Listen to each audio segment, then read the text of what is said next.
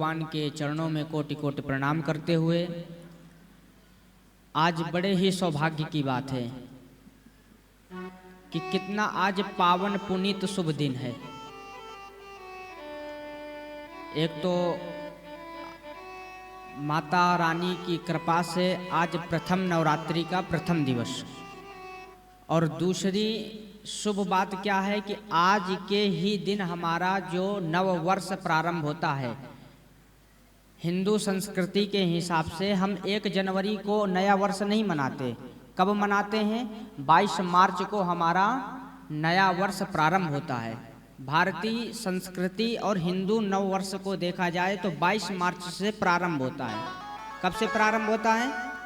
22 मार्च से। तो आज कितना शुभ दिन है कि नया वर्ष प्रारंभ हुआ, और उससे भी ज़्यादा शुभ दिन है कि आज माँ दुर्गा की अहेतु कृपा से हम सभी भागवत कथा सुनने के अधिकारी बने। ध्यान दीजिए, आज प्रथम नवरात्रि किस माँ का रूप होता है? माता के कितने रूप बताए गए हैं? 9 रूप। कितने रूप? 9 रूप। तो आज प्रथम नवरात्रि माता शैलपुत्री का दिन है। किसका है? शैलपुत्री का दिन। तो आए, आज से हमको 7 दिन पर्यंत तक बड़े ही भाव से माता रानी की कृपा से, गुरुजनों के आशीर्वाद से जो यह कथा हमको प्राप्त हो रही है, तो आए हम सभी बड़े भाव से इस कथा को मंगलमयी बनाएं और अपने जीवन में इस कथा को उतार करके अपने जीवन का सतमार्ग ढूंढें। ध्यान दें, कलिकाल में देखिए कथा से ही व्यथा निकलती है। ध्यान दीजिएगा, कथा से ही व्यथा निकलती है। कितने लोग कथा जानते हैं? प्रेम से बोलिए वृंदावन बिहारी लाल की जय हो। कितने लोग कथा जानते हैं? कितने लोगों ने कथा सुनी है? हाथ ऊपर करें आज से पहले।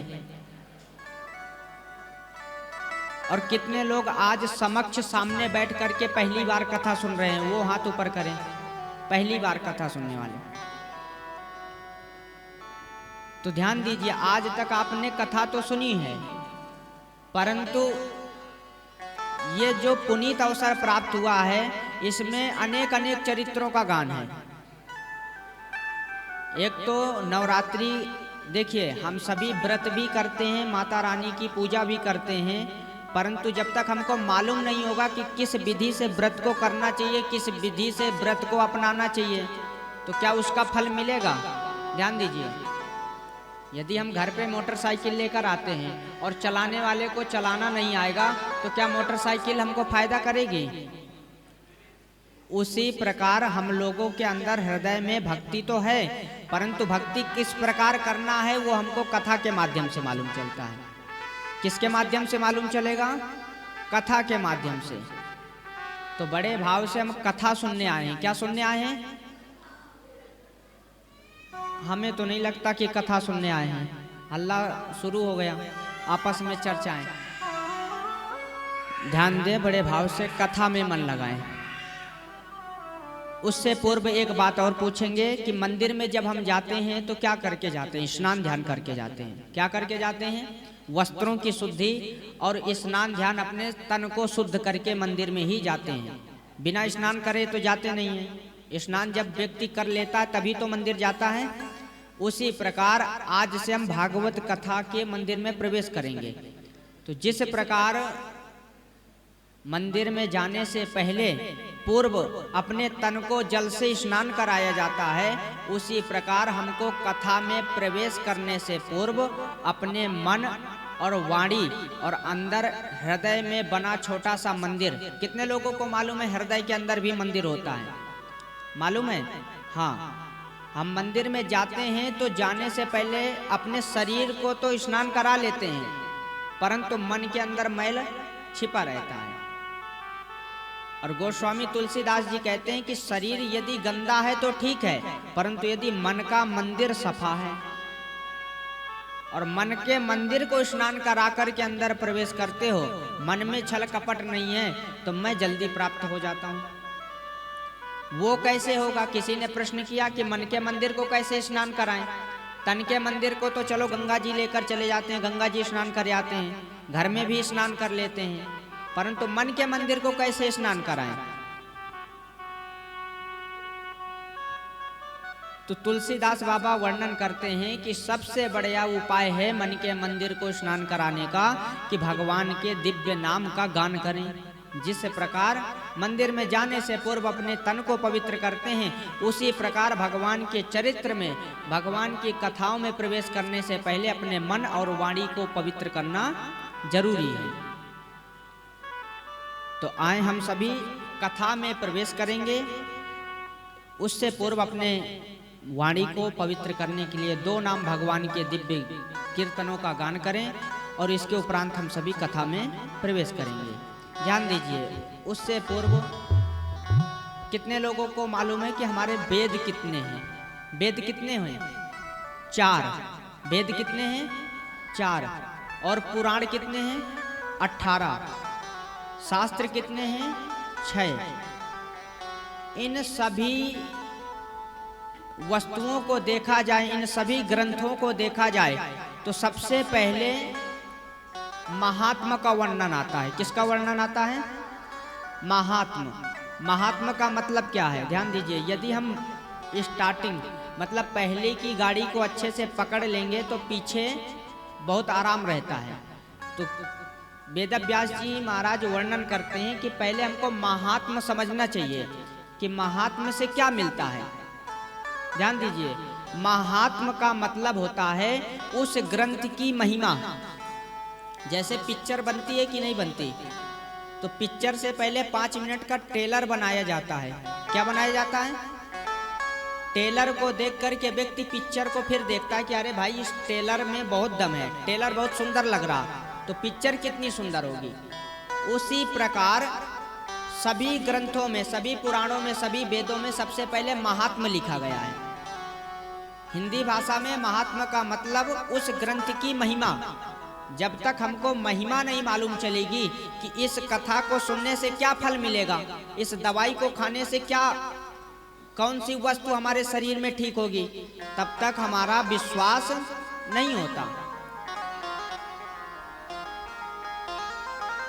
तो आज हम सभी प्रथम दिवस की कथा में महात्मा का वर्णन सुनेंगे। क्या सुनेंगे? ध्यान दीजिए, यदि हम मन से महात्मा की कथा को सुने तो आगे जो चरित्र आएंगे, आगे जो कथाएं आएंगी, उनमें हमारा मन लगेगा। क्या लगेगा? और यदि हम पहली सीढ़ी में पैर ना रख करके चौथी 5वीं सीढ़ी में पैर रखेंगे तो क्या होगा? गिर जाएंगे। क्या होगा? उसी प्रकार पहले महात्मा की कथा को श्रवण करके हमको ये मालूम चलेगा कि इस ग्रंथ को यदि हम 7 दिन इस कथा को सुनेंगे तो हमको क्या फल मिलेगा, और इस कथा की सुनने की विधि क्या है। हर एक वस्तु की विधि होती है। क्या होती है? यदि हम डॉक्टर के पास जाते हैं, ध्यान दें, बड़े दिमाग से यदि हम मन से सुनेंगे तो समझ में आएगा। और बाकी तो ऐसा तो होता ही है कि क्लास में कितने बच्चे पढ़ते हैं? बहुत बच्चे पढ़ते हैं, और सब तो पास नहीं हो जाते। पास होने वाले एक ही होता है, फर्स्ट सेकंड थर्ड 3 ही बच्चे आते हैं, और मेहनत पूरी क्लास करता है। पूरी क्लास में सभी बच्चे मेहनत करते हैं। उसी प्रकार कथा सुनने हम सभी आए हैं, परंतु कथा में कितने व्यक्तियों का मन लगता है, कथा से कितने लोगों ने अपने जीवन को सुधारा, वो 1 ही 2 3 निकलते हैं। सभी यदि भक्त बन गए तो फिर संसार में कौन फंसेगा। तो महात्मा के चरित्र से पूर्व पहले आए हम प्रभु से याचना करें। आज सभी लोग थक भी गए होंगे। कितनी माताओं ने कलश उठाया आज? हाँ, इससे पूर्व कथा हुई थी बिलासपुर महाराज जी के आश्रम में। वहाँ भी बहुत अच्छी पब्लिक थी, बहुत अच्छी जनसंख्या में। 1-2 दिन तो बच्चों ने परेशान किया, क्योंकि आजकल व्यक्ति कथा को कम चाहते हैं। व्यक्ति आज के समय में कथा को कम चाहते हैं, क्योंकि कथा कड़वी, मन से ध्यान दीजिएगा, और चटक मटक ज़्यादा चाहते हैं कि नहीं चाहते। तो वहाँ 1-2 दिन बच्चों ने परेशान किया खूब, और फिर 1-2 दिन के बाद बच्चों ने परेशान करना बंद किया। फिर कथा चली 1-2 दिन, तो उनकी मर्जी से हमने कहा भैया जो बजवाना जो गवाना गाइए। तो हम सभी लोग समय के अनुसार, परिस्थिति के अनुसार सब वस्तुओं को लेकर के चलेंगे। आए हम सभी दो नाम भगवान का लेंगे और इसके उपरांत हम सभी महात्मा की कथा में प्रवेश करेंगे। क्योंकि अभी तक हम कथा सुनने के अधिकारी नहीं है। बच्चे का एडमिशन तभी होता है स्कूल में जब उसको प्रिंसिपल परीक्षा लेता है, उसका टेस्ट लेते हैं। क्या लेते हैं? और जब यदि वो टेस्ट में पास हो जाता है तभी उसका एडमिशन होता है। उसी प्रकार हम भी जब तक भगवान का दो नाम नहीं लेंगे, अपनी वाणी को पवित्र नहीं करेंगे, अपने हृदय को पवित्र नहीं करेंगे, तो कथा यहाँ से आएगी और यहाँ से निकल जाएगी। यदि अपने हृदय में कथा को थोड़ी बारी भी बैठानी है तो उससे पूर्व हमको भगवान का नाम लेना जरूरी है। आए सब लोग मिलकर के मेरे साथ भगवान का दिव्य नाम लें और इसके उपरांत हम सभी कथा में प्रवेश करेंगे। प्रेम से बोलिए वृंदावन बिहारी लाल की जय हो। श्रीमन्नारायण नारायण नारायण, श्रीमन्नारायण नारायण नारायण, श्रीमन्नारायण नारायण नारायण, श्रीमन्नारायण नारायण नारायण, श्रीमन्नारायण नारायण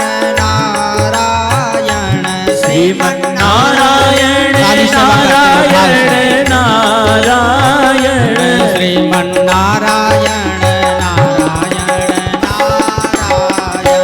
श्रीमन्नारायण नारायण नारायण,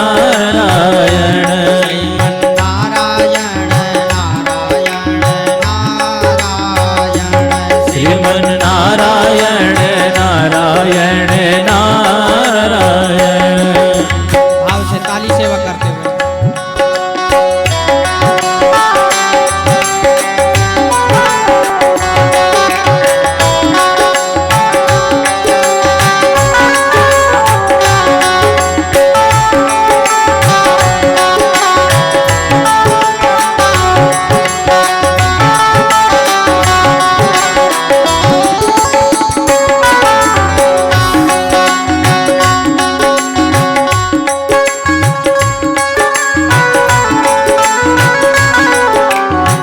नारायण नारायण नारायण, नारायण नारायण नारायण, श्रीमन्नारायण नारायण नारायण, श्रीमन्नारायण नारायण नारायण, भजमन नारायण नारायण नारायण, भजमन नारायण नारायण नारायण, केशव नारायण नारायण नारायण, केशव नारायण नारायण नारायण, केशव नारायण नारायण नारायण, केशव नारायण नारायण नारायण, भजवन नारायण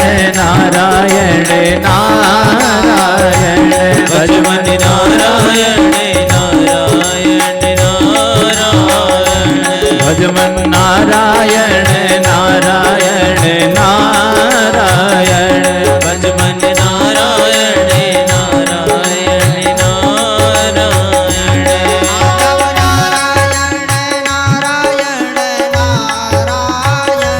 माधव नारायण नारायण नारायण,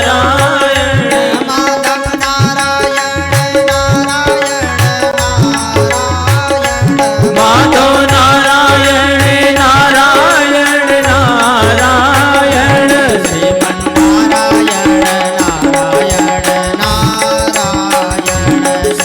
श्रीमन्नारायण नारायण नारायण, श्रीमन्नारायण श्रीमन्नारायण नारायण नारायण,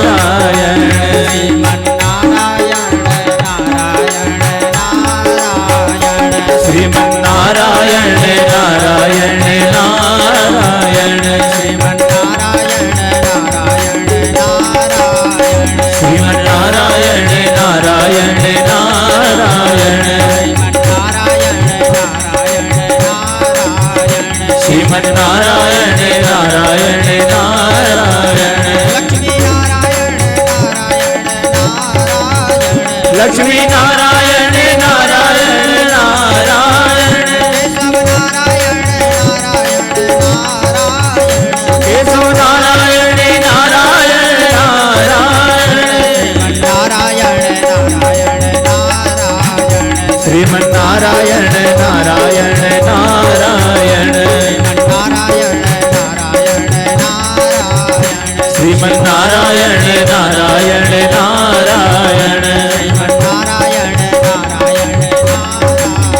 श्रीमन नारायण नारायण नारायण श्रीमन नारायण नारायण नारायण श्रीमन नारायण नारायण नारायण श्रीमन नारायण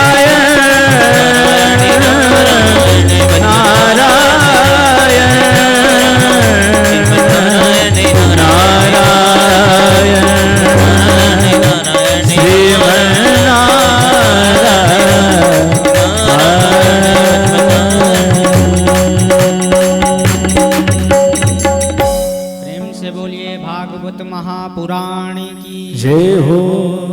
कितने लोग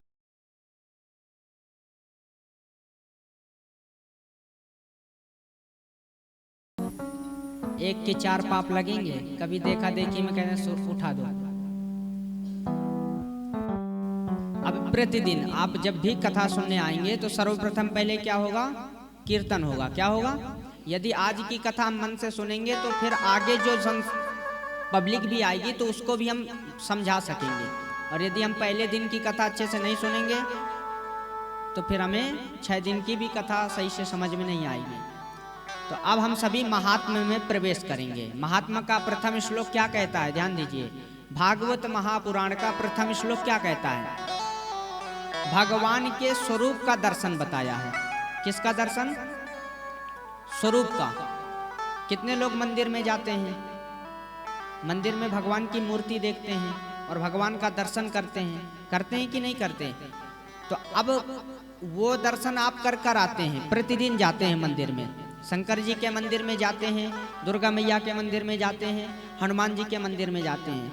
परंतु भागवत कथा कौन से दर्शन का बता रही है? कौन से स्वरूप को बता रही है? ध्यान दें। सच्चिदानंद रूपाय विश्वोत्पत्त्यादि हेतवे तापत्रय विनाशाय श्री कृष्णाय वयं नुमः। देखिए यहाँ पर सूत जी महाराज 88,000 ऋषि मुनियों को बता रहे हैं क्या? कि भगवान का स्वरूप, यदि भगवान का दर्शन करना है तो पुराण 3 रूप बताते हैं भगवान के। कितने रूप? कौन कौन से? सत्य चित आनंद। याद कर लीजिए कौन कौन से रूप? सत्य चित आनंद। सत्य क्या है? ध्यान दीजिए बड़े भाव से। पहला स्वरूप है सच्चिदानंद। हमारे गुरुदेव भी कहते हैं कि मंदिर में ना जाकर के यदि इन तीनों रूपों को हम अपने हृदय में उतार लें तो अपने हृदय वाले ही भगवान को हम पूज सकते हैं। हृदय में बैठे परमात्मा को यहीं से पूज सकते हैं। यदि किसी कारणवश मंदिर जाने का ना समय है तो आप अंदर बैठे भगवान को प्रकाशित कर सकते हैं। तभी करेंगे जब ये 3 बातें याद आ जाएंगी। कौन सी? सत्य चित आनंद। सत्य क्या है? वर्णन करते हैं कि भगवान सबसे पहले सत्य हैं। क्या है? किसी ने प्रश्न किया वो कैसे? हम कैसे माने कि भगवान सत्य हैं? तो वर्णन करते हैं कि संसार में जितनी भी वस्तु हमको दिखाई देती है, क्या इन आंखों से हमको संसार में जितनी भी वस्तु दिखाई देती है वो सब असत्य है। क्या है? आप बताएं ऐसी कौन सी वस्तु है जिसे टूटना ना हो, जिसे बिखरना ना हो, जिसे जाना ना हो, जिसे बहना ना हो? ये घर है तो क्या ये हमेशा ऐसा बना रहेगा? नहीं। आज नहीं तो 10 दिन बाद, 10 दिन बाद नहीं तो 10 साल बाद टूटना है। ये साउंड है तो क्या ये हमेशा ऐसे ही रहेगा? ये अमर हो गया? नहीं। ये भी किसी न किसी दिन टूटेगा। ये गाड़ी खड़ी है तो क्या गाड़ियां अमर हैं? आज नहीं तो कल ये टूटेंगी। और जो वस्तु नष्ट हो जाए, जो वस्तु बेकार हो जाए, तो वो सत्य कैसे हो सकता है? सत्य तो हमेशा सत्य ही होता है। तो आज से क्या वर्णन आता है कि सबसे पहले तो अपने जीवन में सत्य को अपनाओ। क्या अपनाओ? एक सत्य को बोलने के लिए व्यक्ति 100 झूठ बोल जाता है। कितने झूठ बोल जाता है? अब एक साइड 100 कलश हो जाए, एक साइड 1 कलश हो जाए, तो कौन सा पलड़ा भारी हो जाएगा? झूठ वाला पलड़ा। और जब अधर्म फैलता है, पाप होता है, झूठ बढ़ता है, तो तब क्या होता है? फिर भगवान विविध विविध रूपों में आकर के अधर्मियों का वध करने के लिए अवतार लेते हैं। फिर हमारे साथ में दुराचार होता है। क्या? अच्छी खासी फसल तैयार है, अच्छी खासी फसल बढ़िया काटने को जा रहे हैं, और इतना झूठ हो गया, इतना पाप हो गया संसार में कि भगवान से भी नहीं देखा गया, तो भगवान ने वर्षा कर दी, पूरी फसल बेकार। तो सबसे पहला श्लोक क्या कहता है कि अपने जीवन में किसको अपनाओ? सत्य को अपनाओ। यदि हम अपने जीवन में सत्य को धारण करते हैं तो हमको परमात्मा अवश्य मिलते हैं। सच्चिदानंद रूपाय, दूसरा रूप चित। भगवान चित्तमय है। ध्यान दीजिए बड़े भाव से। भगवान का स्वरूप कैसा है? चित्तमय। हमारे अंदर अहंकार की प्रवृत्ति आती है। हम लोग क्या करते हैं? ध्यान दीजिएगा कि ये मैं कर लूंगा, ये मेरा है, ये वस्तु मेरी है, ये मैं कर सकता हूँ। तो भगवान अपने दूसरे स्वरूप चित्त से बता रहे हैं कि व्यक्ति को अहंकार छोड़ देना चाहिए। यदि मैं उसके अंदर अपनी चेतना ना डालूं, यदि सूर्य भगवान हमको रोशनी ना दे तो उजाला कैसे आएगा? ये जो लाइट बन रही है, जो अभी इतनी समय लाइट जल रही है, तो इसको भी किसकी जरूरत होती है? सूर्य भगवान की रोशनी की। पैनल आते हैं बड़े बड़े, वो किससे चार्ज होते हैं? धूप की रोशनी से। तो भगवान दूसरे अपने स्वरूप से क्या बता रहे हैं? ध्यान दीजिए कि यदि मैं अपना चित्त खींच लूं तो व्यक्ति कुछ नहीं कर सकता, ना हाथ हिला सकता, ना हाथ डुला सकता, सिर्फ पड़ा रहेगा। तो दूसरे स्वरूप से बता रहे हैं कि ये मेरा है, ये मैं कर सकता हूँ, ये वाली मात्रा को व्यक्ति को छोड़ देना चाहिए। दूसरे स्वरूप को धारण करते समय उसके मन में यही हो कि ये सब कुछ भगवान का है और जो मैं करता हूँ वही कराते हैं, वही करने वाले हैं। और जब ऐसी भावना आ जाएगी तो उस व्यक्ति के अंदर अहंकार नहीं बचेगा। और अहंकार जिस व्यक्ति के अंदर नहीं होगा तो उसको भगवान जल्दी मिलते हैं। अहंकार रावण को हुआ। कितने लोग जानते हैं रावण को? हाथ ऊपर करें। जानते हैं। कंस को कितने लोग जानते हैं? बहुत लोगों को अहंकार हुआ। उद्धव जी को ज्ञान का अहंकार हुआ, ठाकुर जी ने उनका भी अहंकार चूर कराया। तात्पर्य जहां वर्णन भी आता है, जहां होता है अभिमान, क्या होता है? ध्यान दीजिए, जहां होता अभिमान वहां नहीं रहते भगवान। मतलब अभिमान के वश यदि भगवान को किसी ने पाया है तो वो प्रेम से पाया है। आज तक आपने सुना है, ध्यान दीजिए, कि किसी अमीर व्यक्ति को भगवान मिले हैं। जो बड़े बड़े संत हुए, आपने नाम सुना होगा, अपने गुरुजनों का भी नाम। माता सबरी का नाम कितने लोगों ने सुना है? तो माता सबरी अमीर थी? नहीं थी। एक कुटिया छोटी सी बना करके भगवान का भजन करने वाली थी। मीरा बाई का कितने लोगों ने नाम सुना है? ध्यान दीजिए, वो कितने घर से अमीर थी। हमारे मन में यदि ऐसी जिज्ञासा होती है कि भगवान धनवान व्यक्तियों को मिलते हैं, नहीं, भगवान कहते हैं कि ऐसी प्रेरणा मन में लाना ही नहीं चाहिए। व्यक्ति यदि मुझे पा सकता है तो प्रेम में पा सकता है, भाव में पा सकता है, श्रद्धा में पा सकता है। बाकी कोई संसार की दूसरी वस्तु नहीं है कि हम पैसे देकर के भगवान को पा जाएं या पैसे देकर के पूजा करा करके भगवान को पा जाएं। नहीं, जो हम अपने हृदय से भगवान को भजें और भाव से भजें, तो हम ही जो ऋषि मुनि बड़े बड़े तपस्वियों को भगवान नहीं प्राप्त होते, उससे पहले हमको प्राप्त हो सकते हैं। एक उदाहरण ध्यान दें, 4 प्रकार के आश्रम बताए गए हैं। सबसे पहला आश्रम होता है ब्रह्मचर्य। कौन सा आश्रम? दूसरा होता है ब्रह्मचर्य वानप्रस्थ, तीसरा गृहस्थ और चौथा सन्यास। आप सब लोग कौन से आश्रम में बैठे हैं? जोर से बोलिए। हाँ जी, ध्यान दीजिए। 4 प्रकार के आश्रम हैं। आप सभी कौन से आश्रम में हैं? गृहस्थ आश्रम में। किसमें हैं? गृहस्थ आश्रम में। सुखदेव जी महाराज वर्णन करते हैं, सूत जी महाराज भी बता रहे हैं, ध्यान दीजिए, कि जो बड़े बड़े सन्यासियों को फल नहीं मिलता भगवान का भजन करने से, उससे ज्यादा कई गुना फल आप पा सकते हैं। किस वस्तु से?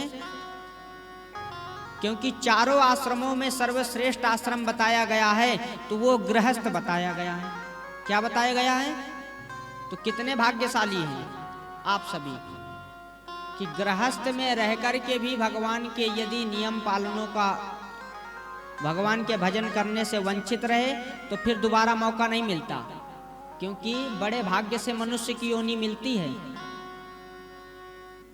व्यक्ति एक बार मनुष्य बनने के लिए तड़पता है, और यदि आज हम सौभाग्यशाली हैं, हमने जितना अध्ययन किया, ध्यान दीजिए, 18 वर्ष की आयु में हमने जितना अध्ययन किया, तो अध्ययन में एक ही बात पाई गई कि बड़े भाग्य से मनुष्य की योनि मिलती है, बड़े भाग्य से मिलती है। और यदि मिल भी गई तो कई क्या इतनी समय तो 90% व्यक्ति अपनी इस मनुष्य योनि को व्यर्थ गवा देते हैं। किस चीज में? खाना पीना, पढ़ के सोना और अपने सांसारिक वस्तु में लत रहना। कोई संसार से नहीं हटना चाहता। किसी परिवार का बड़ा ही पुण्य एकाग्र हुआ होगा तो उस परिवार से कोई सच्चा एक संत निकलता, एक बच्चा इस मार्ग पर आता है। इन सब विषयों का ज्ञान कैसे होता है? इन सब विषयों का ज्ञान हमको कथा के माध्यम से होता है। यदि हम कथा नहीं सुनेंगे तो तब तक हमारे अंदर विवेक जागृत नहीं होगा कि हम कौन से मार्ग में चल रहे हैं। प्रेम से बोलिए वृंदावन बिहारी लाल की जय हो। तो दूसरा स्वरूप क्या बताया गया? चित्त। चित्त का तात्पर्य ये रहा कि हमको आज से अहंकार त्याग देना है। पहला स्वरूप क्या था? सत्य। जो पहला स्वरूप क्या था? आवाज कम आ रही है, मतलब लोग अभी छोड़ेंगे नहीं सत्य। सत्य, कितने लोग झूठ बोलेंगे, कितने लोग सत्य बोलेंगे? सत्य वाले हाथ उठाएं और झूठ वाले भी उठाएं। हाँ, ध्यान दीजिए, कहीं तक संभव हो झूठ बोलना चाहिए। शास्त्र में लिखा है झूठ भी बोलना चाहिए। कहां कहां पर बोलना चाहिए? कथा के अनुसार आएगा वर्णन। ऐसा नहीं है कि झूठ बोलना पाप है, झूठ बोलना चाहिए, परंतु कहां पर बोलना चाहिए उसके उपयोग के समय में बोले। अब व्यक्ति तो छिन छिन भरे में छोटी सी बात को लेकर के 50 झूठ बोल जाते हैं, तो पाप होता है। तो सबसे पहला स्वरूप है कि सत्य को अपनाएं। दूसरा स्वरूप है कि हम अहंकार की मात्रा, ये मेरा है, ये मैं कर सकता हूं, इसको भी त्याग दें। तीसरा स्वरूप आनंद। ध्यान दीजिए बड़े भाव से, तीसरा स्वरूप क्या है? आनंद। प्रश्न किया, आनंद किसे कहते हैं? आनंद किसे कहते हैं? तो सूत जी महाराज वर्णन करते हैं कि सांसारिक लोग यदि अच्छी वस्तु खाने को पा जाएं, क्या पा जाएं? खाने को, या अच्छी वस्तु पहनने को पा जाएं, या अच्छी गाड़ी घूमने को पा जाएं, तो क्या कहते हैं कि भैया आनंद आ गया। यदि हमको अच्छा खाना, रेस्टोरेंट में अच्छा खाना मिल जाए तो हमारे वाणी से क्या निकलता? भैया आज तो भोजन करके आनंद आ गया। निकलता है कि नहीं? यदि अच्छी गाड़ी फॉर्च्यूनर मिल जाए और बढ़िया घूमने को मिल जाए, उसमें अच्छे पंजाबी सॉन्ग लगे हों, तो अंदर से क्या निकलता? भैया आनंद आ रहा गाड़ी में घूमते हुए। तो क्या वो आनंद है? कितने लोगों का मानना है वो आनंद है? कथा बता रही है वो आनंद नहीं है, वो मजा है। क्या है? आनंद और मजा में बहुत बड़ा शब्द का खेल है। देखिए, सबसे पहले वाणी का बहुत विशेष ध्यान रखना पड़ता है। वाणी से निकली आवाज और धनुष से निकला बाण कभी वापसी।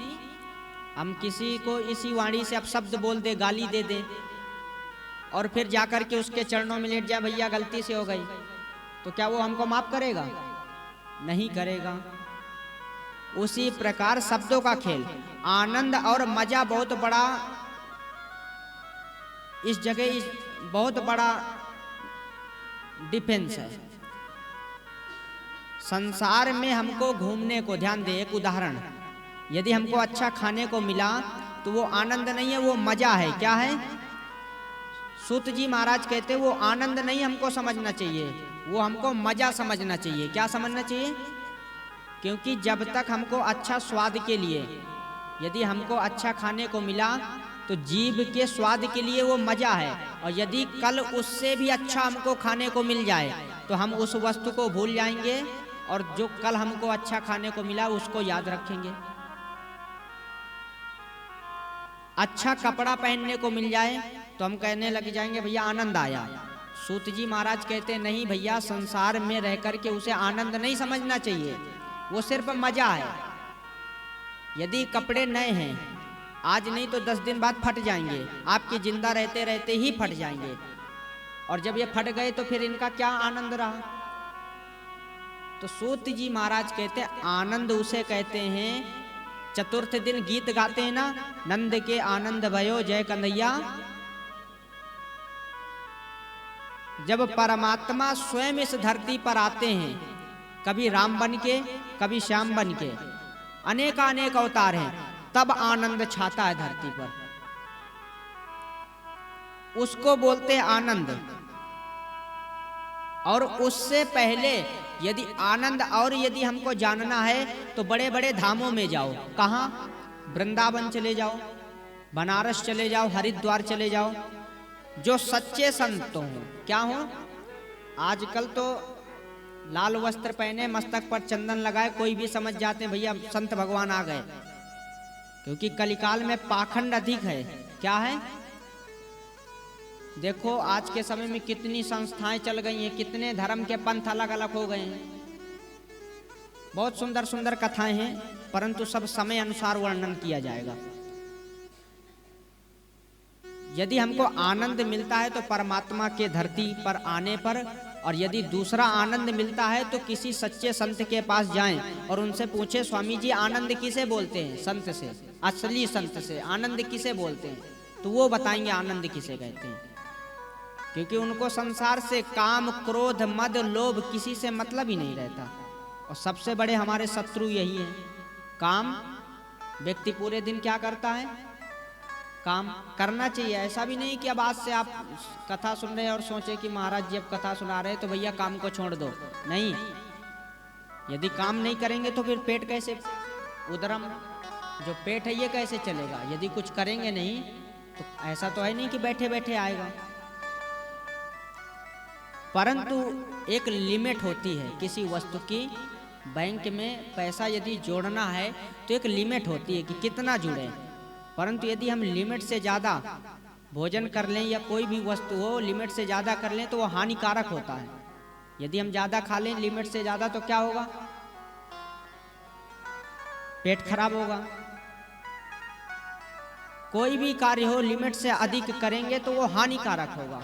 उसी प्रकार परमात्मा यहाँ पर सूत जी महाराज वर्णन करते हैं, भगवान का स्वरूप आनंदमय है, और आनंद यदि खोजना है तो सच्चे संतों के पास मिलेगा, और नहीं तो फिर जब भगवान कभी राम बनकर आते हैं, कभी श्याम बनकर के जब जब अवतार लेते हैं तब आनंद आता है। और इससे पहले हमको यदि कुछ वस्तु अच्छी खाने को, पीने को, घूमने को मिलती है तो आनंद नहीं, वो मजा है। क्या है? मजा। प्रेम से बोलिए वृंदावन बिहारी लाल की जय हो। तो भगवान के स्वरूप कितने लोगों को समझ में आया? सत्य, चित्त और आनंद। पहले तो सत्य को अपनाएं और दूसरा अहंकार को छोड़ें, और तीसरा जो हम संसार में मजा लेते हैं तो उसको मजा ही बोलें, आनंद ना बोलें। और आनंद यदि चाहिए तो फिर वैराग्य की ओर जाना पड़ेगा, मोह को त्यागना पड़ेगा। अभी हम सब लोग एक बंधन है सबसे बड़ा, जिसे बोलते हैं मोह का बंधन, वो हमें भी है आपको भी है, ऐसे नहीं छूटेगा। संसार में सबसे बड़ी यदि गांठ है तो मोह की गांठ है, और इसे छुटाने के लिए ही तो कहते हैं कि कथा, राम कथा, भागवत कथा, देवी पुराण, पद्म पुराण, अनेक 18 पुराणों में से किसी भी पुराण की यदि हमको कथा सुनने को मिलती है तो हमारे अंदर थोड़ा सा विवेक जागृत होगा।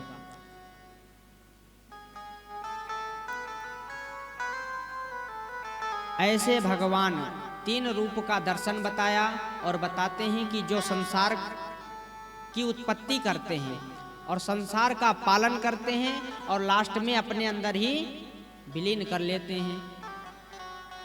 पहले तो उत्पत्ति करते हैं भगवान और फिर सबका पालन करते हैं, और पालन करने के बाद जब प्रलय होती है, जब घोर पाप बढ़ता है तो तब अपने में ही भगवान इसको समा लेते हैं। तो ऐसे भगवान श्री कृष्ण के चरणों में हम सभी कोटि कोटि प्रणाम करते हैं। प्रेम से बोलिए श्री कृष्ण भगवान की जय हो। आगे कथा के क्रम में वर्णन करते हैं नैमिषारण्य की पावन भूमि पर 88,000 ऋषि मुनि विराजमान। ध्यान दीजिए, सबसे पहले यह कथा ऋषि मुनियों को सुनाई गई।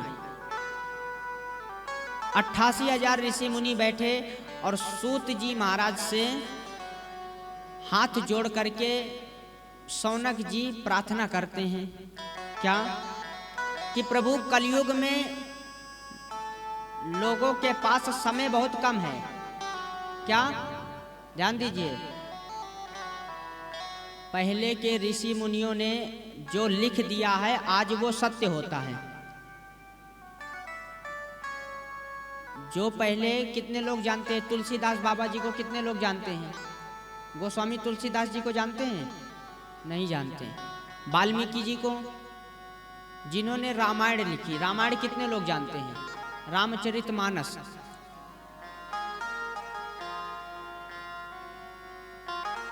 भगवान श्री राम जी त्रेता युग में जब आए, उनके चरित्रों का गुणानुवाद जिन्होंने लिखा उन्हीं का नाम है बाबा गोस्वामी तुलसीदास।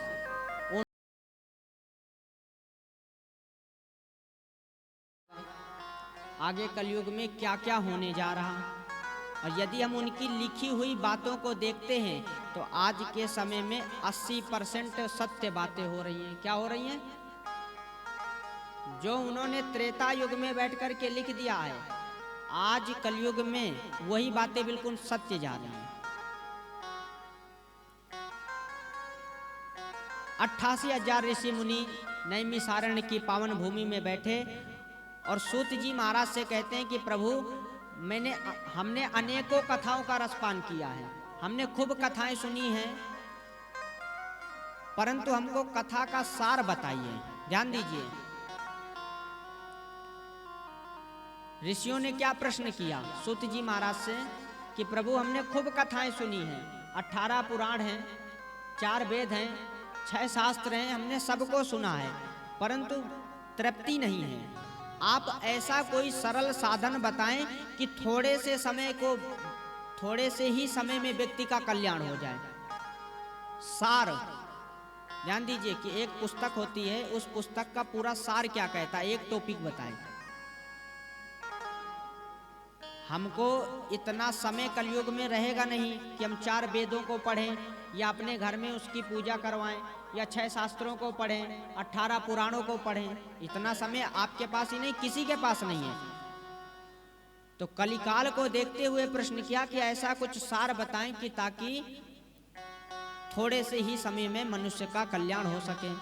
तो सूत जी महाराज प्रसन्न हो जाते हैं और प्रसन्न होकर के कहते हैं कि वाह, शिष्य को देख करके गुरुदेव तभी प्रसन्न होते हैं जब शिष्य गुरु के पास जाकर के कुछ पूछे। क्या करें? पूछें। प्रेम से बोलिए वृंदावन बिहारी लाल की जय हो। ध्यान दीजिए, यदि कोई जल का पात्र है और इसमें पूरा अच्छी तरीके से जल भरा है और यदि हम इसमें और जल डाल देंगे तो क्या होगा? बाहर निकलेगा।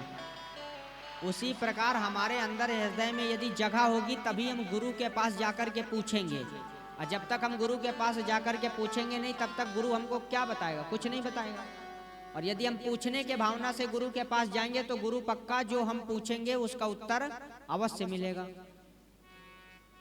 तो 88,000 ऋषि मुनियों ने जब प्रश्न किया तो सूत जी महाराज प्रसन्न होकर के कहते हैं, हे ऋषियों, तुमने बहुत सुंदर प्रश्न किया है।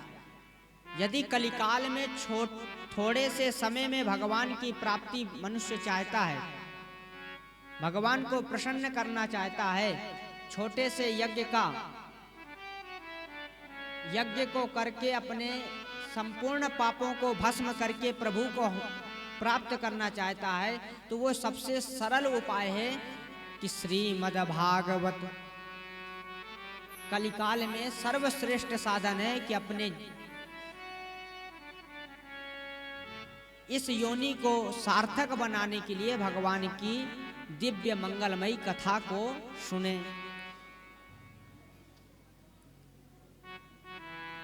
सुखदेव जी महाराज, सूत जी महाराज वर्णन करते हैं, सौनकादिक ऋषियों ने कहा, प्रभु यह कथा कहां से प्रारंभ हुई और कैसे हुई? तो सूत जी महाराज वर्णन करते हैं कि यह कथा सर्वप्रथम पहले 4 ऋषियों ने नारद जी के द्वारा यह कथा की प्रचलित परंपरा चली।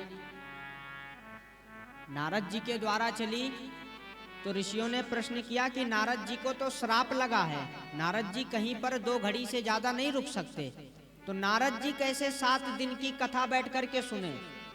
इस कथा को हमें विस्तार से सुनाए। नारद जी को श्राप लगा है कि 2 घड़ी कहीं पर नारद जी नहीं रुक सकते और 2 घड़ी के बाद नारद जी पुनः चलेंगे। तो नारद जी कहां पर 7 दिन अपना आसन लगा करके बैठ करके बड़े भाव से कथा सुने? तो सूत जी महाराज कहते हैं कि यह परंपरा नारद जी से ही चली। वो कैसे? बड़े भाव से महात्म्य के वर्णन में इस कथा का क्रमानुसार वर्णन करते हैं। एकदा हि विशालायाम चत्वार ऋषयो मला सत्संगार्थ समायाता दद्रशुस्तत्र नारदम। कहते एक बार बद्री विशाल, ध्यान दीजिए, विशालपुरी बद्री का आश्रम में 4 ऋषि सनक, सनंदन, सनातन, सनत कुमार चारों भ्रमण कर रहे हैं। और भ्रमण करते समय उनके मन में एक इच्छा, क्या है? प्रेम से बोले वृंदावन बिहारी लाल की जय हो। देखिए ध्यान दे, आज हमें मालूम है कि सब लोग थक भी गए होंगे क्योंकि कलश यात्रा, और कितने लोगों का व्रत है आज? हाँ, और 9 दिन कितनी माताएं व्रत रहती हैं? बहुत अच्छी बात है। तो आज कथा को कल से समय क्या रखा है? कथा का 2 से 5 है। देखिए तात्पर्य यही है कि 9 दिन नवरात्रि है और उससे पूर्व 7 दिन की कथा का बिलासपुर में जब कथा रखी गई थी वो 11 दिन की थी। कितने दिन की? 11 दिन की। तो 7 दिन में जो कथा सुनाने में मजा आनंद आता है, और जब 4 दिन और समय मिल जाए तो और आनंद आता है, क्योंकि हरि अनंत, हरि कथा अनंता। भगवान के चरित्र बहुत हैं, 7 दिन में कभी कथा पूरी नहीं होती, तो वहाँ तो बहुत आनंद आया। और हम यहाँ चाहेंगे कि 7 दिन की कथा होनी है। कितने दिन की? तो ज़्यादा से ज़्यादा जनसंख्या में जो समय है आप आए, चाहे 1 घंटे के लिए आए, परंतु आना प्रतिदिन अवश्य आना, क्योंकि 7 दिन तक हम आपके घर पे, यहाँ आपके निज ग्राम में, और 7 दिन के बाद फिर कहीं कथा और दूसरी जगह। और देखिए प्रभु की इतनी बड़ी कृपा है कि आप लोग तो अपने घर में भी बैठ कर के कथा सुन सकते हैं। जो कथा यहाँ पर हो जाएगी तो ये टीवी चैनल के माध्यम से, यूट्यूब के माध्यम से आप सभी घर पे भी कथा सुन सकते हैं। तो उससे पूर्व पहले तो यही प्रयास रहना है कि सभी को प्रतिदिन भगवान के चरणों में आकर के, माता रानी के दिव्य दरबार में आकर के कथा का रसपान भी करेंगे। तो वर्णन करते हैं सूत जी महाराज, चारों ऋषि भ्रमण कर रहे थे विशाल बद्रिकाश्रम में। और भ्रमण किस बात से कर रहे थे कि हमको कोई सच्चा श्रोता मिल जाए, हम किसी को कथा सुनाएं। क्या सुनाएं? ध्यान दीजिए, कथा सुनने के भी सब अधिकारी नहीं होते। अब तो आजकल घर घर जाना पड़ता है। आजकल तो घर घर जाना पड़ता है कि माता जी आप भी कलश उठा लो, माता जी आप भी कथा सुन लो। कल के जब जनसंख्या थोड़ी पब्लिक ज्यादा होगी तब बताएंगे कथा सुनने के कितने लोग अधिकारी हैं। तो चारों ऋषि भ्रमण करते करते यही मन में प्रश्न लाए कि हमको कोई अच्छा श्रोता मिल जाए तो हम कथा सुनाएं, या हमको कोई ऐसा वक्ता मिल जाए कि हमको ही कथा सुनाए। दोनों गुण होने चाहिए, कथा सुनने का भी मन में जिज्ञासा हो और कथा सुनाने वाला, कथा सुनाने की भी मन में अंदर जागृति हो। तो कोई नहीं मिला, और जब कोई नहीं मिला तो इन्होंने सामने देखा कि नारद जी चले आ रहे थे। कौन चले आ रहे थे? नारद जी। कितने लोग जानते हैं नारद जी को? हाँ, इन्होंने देखा सामने से कि नारद जी चले आ रहे हैं। और जब नारद जी को इन्होंने पास में देखा आकर के, तो नारद जी का चेहरा जब इन्होंने चारों ऋषियों ने देखा तो नारद जी का चेहरा बड़ा ही उदास था। ध्यान दीजिए, नारद जी के चेहरा में यदि चेहरा को बड़े भाव से चारों ऋषि देखे तो इतना उदास था कि चारों ऋषियों ने प्रश्न कर दिया, कथम ब्रह्मन् दीन मुखा कुतश्चिंतातुरो भवान। चारों ऋषियों ने पूछा कि हे नारद जी, आप क्यों इतना उदास हो? आप इतना क्यों उदास हो? आपके चेहरे को देख करके तो हमको ऐसा लगता है कि किसी गरीब व्यक्ति का धन जैसे चोरी में नहीं चला जाता।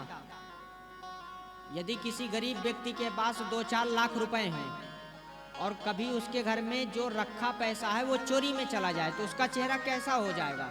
बिल्कुल मलिन उदास हो जाएगा। तो नारद जी का चेहरा बिल्कुल वैसा ही है। चारों ऋषियों ने कहा कि आपका चेहरा क्यों इतना उदास है? और हमने तो संसार में बड़ों से यही देखा है कि संतों का चेहरा कभी उदास होता ही नहीं है। क्यों? क्योंकि सच्चे संतों का ना तो कोई शत्रु होता है ना ही कोई मित्र होता है, सब बराबर होता है। जब आपका संसार में काम क्रोध मद लोभ से मतलब ही नहीं है तो क्यों उदास है? उदासी का कारण क्या है? नारद जी ने कहा चारों ऋषियों से कि जब तुम पूछ ही रहे हो तो मेरे उदासी का कारण कोई छोटा मोटा नहीं है, मेरे उदासी का कारण बहुत बड़ा है। वो क्या? नारद जी कहने लगे कि मैं इस धरती को बहुत श्रेष्ठ माना। क्या माना? श्रेष्ठ। कितने लोग हैं? 12 लोग हैं। 12 लोकों में नारद जी कहते हैं कि मैं धरती को श्रेष्ठ मान करके एक बार धरती पर घूमने आ गया। और जब घूमने आया तो धरती पर जो बड़े बड़े तीर्थ हैं, पुष्कर, प्रयाग, काशी, हरिद्वार, श्रीरंग आदि आदि सभी तीर्थों में गया, परंतु मेरे मन को शांति नहीं मिली। ध्यान दीजिए, नारद जी कह रहे हैं कि मेरे मन को कहीं पर शांति नहीं मिली। वो कैसे? चारों ऋषियों ने कहा नारद जी वो कैसे आपके मन को शांति भगवान के धामों में कैसे नहीं मिली? भगवान के धामों में तो शांति ही मिलती है। यदि व्यक्ति घर से पीड़ित होता है तो कहाँ जाता है? धाम पे ही तो जाता है कि चलो अब चारों धाम की यात्रा में चलते हैं, घर से परेशान हो गए। तो चारों ऋषियों ने कहा प्रभु आपको तीर्थों में शांति क्यों नहीं मिली? तो नारद जी कहते हैं वो इसलिए नहीं मिली। कैसे? सत्यम नास्ति तपः शौचम दया दानम न विद्यते। उदरम भरणम जीवा वाशकः कूटभाषिणा। नारद जी कहते हैं कि सबसे पहले तो मैंने तीर्थों में जाकर के देखा, सत्य नहीं बचा, खूब झूठ चल रहा है। क्या चल रहा है? थोड़ी सी कथा कड़वी तो लगेगी।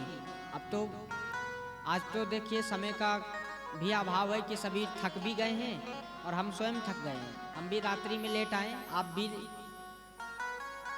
थोड़ी कथा कड़वी लगेगी, परंतु यदि हम एकांत में बैठ करके भाव से सुनेंगे, सोचेंगे, तो फिर मालूम चलेगा कि हाँ नहीं, असली कथा क्या है।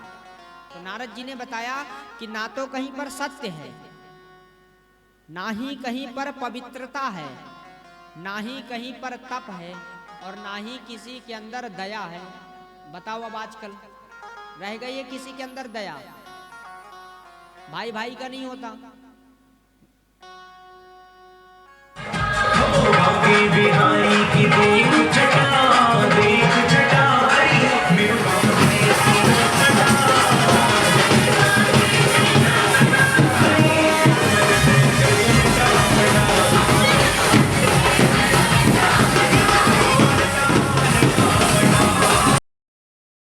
दान ये कुछ नहीं है। तो फिर मैं गृहस्थियों के घर में गया। कहाँ गया? जब तीर्थों में पाप देखा तो मेरे मन में हुआ कि चलो गृहस्थ में चलकर देखते हैं गृहस्थी क्या कर रहे हैं। तो गृहस्थियों के घर में और पाप देखा। क्या? तरुणी प्रभुता गे है श्याल को बुद्धिदायका। नारद जी कहते हैं कि मैंने गृहस्थियों के घर में देखा कि जिस घर में तरुण स्त्री हो, जिस घर में, हर एक घर में मैंने जाकर के यही देखा कि घर में वयोवृद्ध, अपने से बड़ों की सलाह कोई नहीं लेता। सलाह यदि ली जाती है तो अपनी बहू की ली जाती है। सलाह आजकल घर पे किसकी ज़्यादा चलती है? यदि बाप मातारी अपनी ज़्यादा बात को रखें घर में तो सीधा कहते हैं आप चाहो वृद्धाश्रम में चले जाओ या फिर अलग हो जाओ, अपनी दो रोटी अलग से बनाओ, यहाँ स्थान नहीं मिलेगा। तो नारद जी वर्णन करते हैं कि मैंने गृहस्थियों के घर में देखा कि वहाँ पर बहुओं की चलती है। किन की चलती है? और आप जाकर के ढूंढना भी 80% घरों में आप देखोगे कि बहुओं की चलती है। क्यों चलती है? वर्णन है, तरुणी प्रभुता गे है। चलो सुखदेव जी, सूत जी महाराज वर्णन करते हैं कि गृहस्थियों के घर में भी जब मैंने पाप देखा, अब ये पापी है कि बाप मातारी की बिना सलाह से हम बहू की सुनकर के कार्य को करें तो पाप है। क्योंकि जब तक धरती पर हमारे माता पिता जीवित है तो सर्वप्रथम पहले भगवान वही है। अब यदि हम उनकी सलाह को लेकर के नहीं कार्य को करते हैं तो हम पाप करते हैं। ठीक है, नारद जी ने कहा कि मैंने यह भी पाप देखा, तो अब फिर मैं सीधा वृंदावन गया। कहाँ गया? वृंदावन। और जब मैं वृंदावन गया तो वृंदावन में मैंने और घोर अपराध देखा। वृंदावन में मैंने और घोर आश्चर्य देखा। तत्राश्चर्यं मया दृष्टं श्रूयतो तत् गोविंदे गोविंदे राधे जय राधे राधे गोविंदे जय राधे राधे गोविंदे गोविंदे राधे जय राधे राधे गोविंदे गोविंदे राधे गोविंदे राधे गोपाल राधे गोविंदे राधे गोपाल राधे गोविंद राधे गोपाल राधे गोविंद राधे गोपाल राधे गोपाल राधे गोपाल राधे गोपाल राधे गोपाल राधे जय राधे राधे गोविंद गोविंद राधे जय राधे राधे गोविंद गोविंद जय राधे राधे गोविंद गोविंद राधे जय राधे राधे गोविंद गोविंद राधे जय राधे राधे गोविंद गोविंद गोविंद राधे। प्रेम से बोलिए वृंदावन बिहारी लाल की जय हो। नारद जी ने कहा कि मैंने वृंदावन में और आश्चर्यचकित देखा। तीर्थों में तो पाप देखा ही, और साथ में गृहस्थियों के घर में भी पाप देखा। और जब गृहस्थियों के घर से भी मन नहीं भरा तो फिर मैं जाकर के वृंदावन गया, और जब वृंदावन गया तो वृंदावन में और पाप देखा। वो कैसा पाप, ध्यान दे। वृंदावन कितने लोग गए? हाँ, वृंदावन की तो बहुत बड़ी महिमा है। भगवान स्वयं वहां पर खेले हैं, तो वहां कैसे पाप हो सकता है? तो नारद जी वर्णन करते हैं कि मैंने पाप ऐसा देखा, ध्यान दें, कि एक जवान स्त्री लेटी हुई है, बैठी है, और उसकी गोद में दो वृद्ध अवस्था के बूढ़े, वृद्ध अवस्था समझते हैं, बूढ़े, दो वृद्ध अवस्था के पुरुष उसकी गोद में लेटे हुए हैं, और दो चार स्त्रियां पंखा से, पहले जमाने में वो हाथ वाले बेलन चलते थे, उसी से सेवा कर रही हैं। नारद जी ने कहा ये कैसा आश्चर्यचकित दृश्य है। नारद जी ने कहा चलो छोड़ो, स्त्रियों के बीच में संतों को बैठना शोभा नहीं देता, क्योंकि संतों का सत्संग, संतों का उचित भाव तभी खुलता है जब पुरुष व्यक्ति बैठे हों। संत वहां से नारद जी चल दिए, और जैसे चल दिए तो उस स्त्री ने आवाज दिया, जिस स्त्री के गोद में दो बूढ़े वृद्ध अवस्था के पुरुष हैं, उस स्त्री ने आवाज दिया, भो भो साधो क्षणम तिष्ठा मच्चिंता मपिनाशना। स्त्री ने क्या कहा कि हे संत भगवान, आप कुछ देर ठहरिए, कुछ देर रुकिए और मेरे दुख का कारण सुनिए। जब आज उस स्त्री ने आवाज लगाई तो आज नारद जी आते हैं और उसी सभा में बैठ कर जाते हैं, और उस स्त्री से कहते हैं देवी आपने मुझे बुलाया? तो देवी कहती है हाँ। नारद जी ने कहा बताओ देवी आप कौन हो, आपका क्या नाम है, आपका क्या परिचय है, और ये दोनों वृद्ध अवस्था के जो पुरुष हैं ये दोनों कौन हैं? तो आज वह देवी अपना परिचय देती है, अहम भक्ति रीति ख्याता इमौ में तनयो मतौ ज्ञान वैराग्य नामानौ काल योगे न जर्जरौ। उस स्त्री ने कहा मेरा नाम भक्ति है। क्या है? ध्यान दीजिए, मेरा नाम भक्ति है। ये दोनों मेरे पुत्र हैं, एक का नाम है ज्ञान और दूसरे का नाम है वैराग्य। नारद जी ने कहा ये कैसा, माता जवान है और दोनों पुत्र बूढ़े हो गए, वृद्ध हैं। आज तक आपने देखा है कभी? ध्यान दें, आज तक आपने कभी ये देखा है कि माता जवान हो और पुत्र बूढ़े हो? तो नारद जी ने कहा देवी ये कैसा हुआ?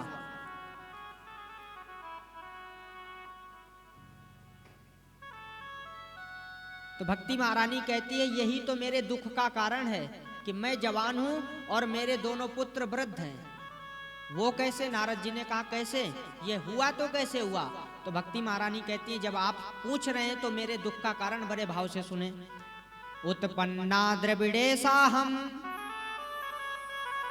भक्ति महारानी अपना विस्तार से परिचय देती हैं कि मेरा दक्षिण भारत में जन्म हुआ है। कहाँ जन्म हुआ है?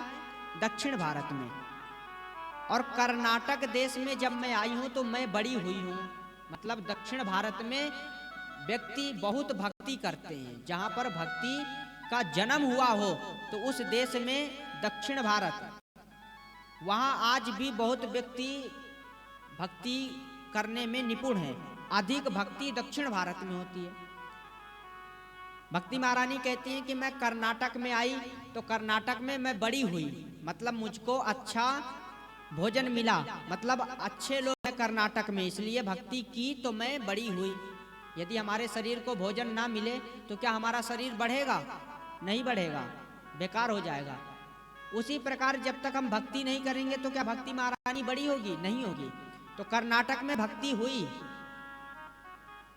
भक्ति महारानी कहती हैं कि मैं महाराष्ट्र में गई तो महाराष्ट्र में मेरा थोड़ा थोड़ा सम्मान हुआ। मतलब महाराष्ट्र में कितने लोग महाराष्ट्र प्रांत का नाम तो सुना होगा, तो महाराष्ट्र में थोड़ा थोड़ा भक्ति है, व्यक्ति थोड़ा थोड़ा भक्ति करते हैं। कुछ नास्तिक लोग भी हैं, कुछ भक्ति करने वाले भी हैं। जिस प्रकार पांचों उंगली बराबर नहीं होती, अब यहाँ क्या 5 भक्त बैठे अच्छे ही हैं पांचों भक्त? नहीं, किसी के मन में घर की भी बातें चल रही होंगी, किसी के मन में कथा की भी बातें चल रही होंगी, कोई बुराई भी सोच रहा होगा कि आज क्या हुआ, क्या कैसे। तो महाराष्ट्र में कुछ कुछ भक्ति हुई। भक्ति महारानी कहती है कि मैं महाराष्ट्र के बाद सीधा गुजरात गई। कहाँ गई? गुजरात का भी नाम सुना होगा। तो भक्ति महारानी कहती है गुजरात जाते ही हम तीनों, मैं और मेरे दोनों पुत्र ज्ञान वैराग्य तीनों के तीनों वृद्ध हो गए, बूढ़े हो गए। मतलब वहां पर भक्ति नहीं होती, पवित्रता दया दान तप नहीं है। भक्ति महारानी कहने लगी कि जब वहां पर मेरा कुछ, हम तीन के तीनों वृद्ध हो गए, बूढ़े हो गए, तो अब मैं अपने दोनों पुत्रों को लेकर के सीधा वृंदावन आई। कहाँ आई?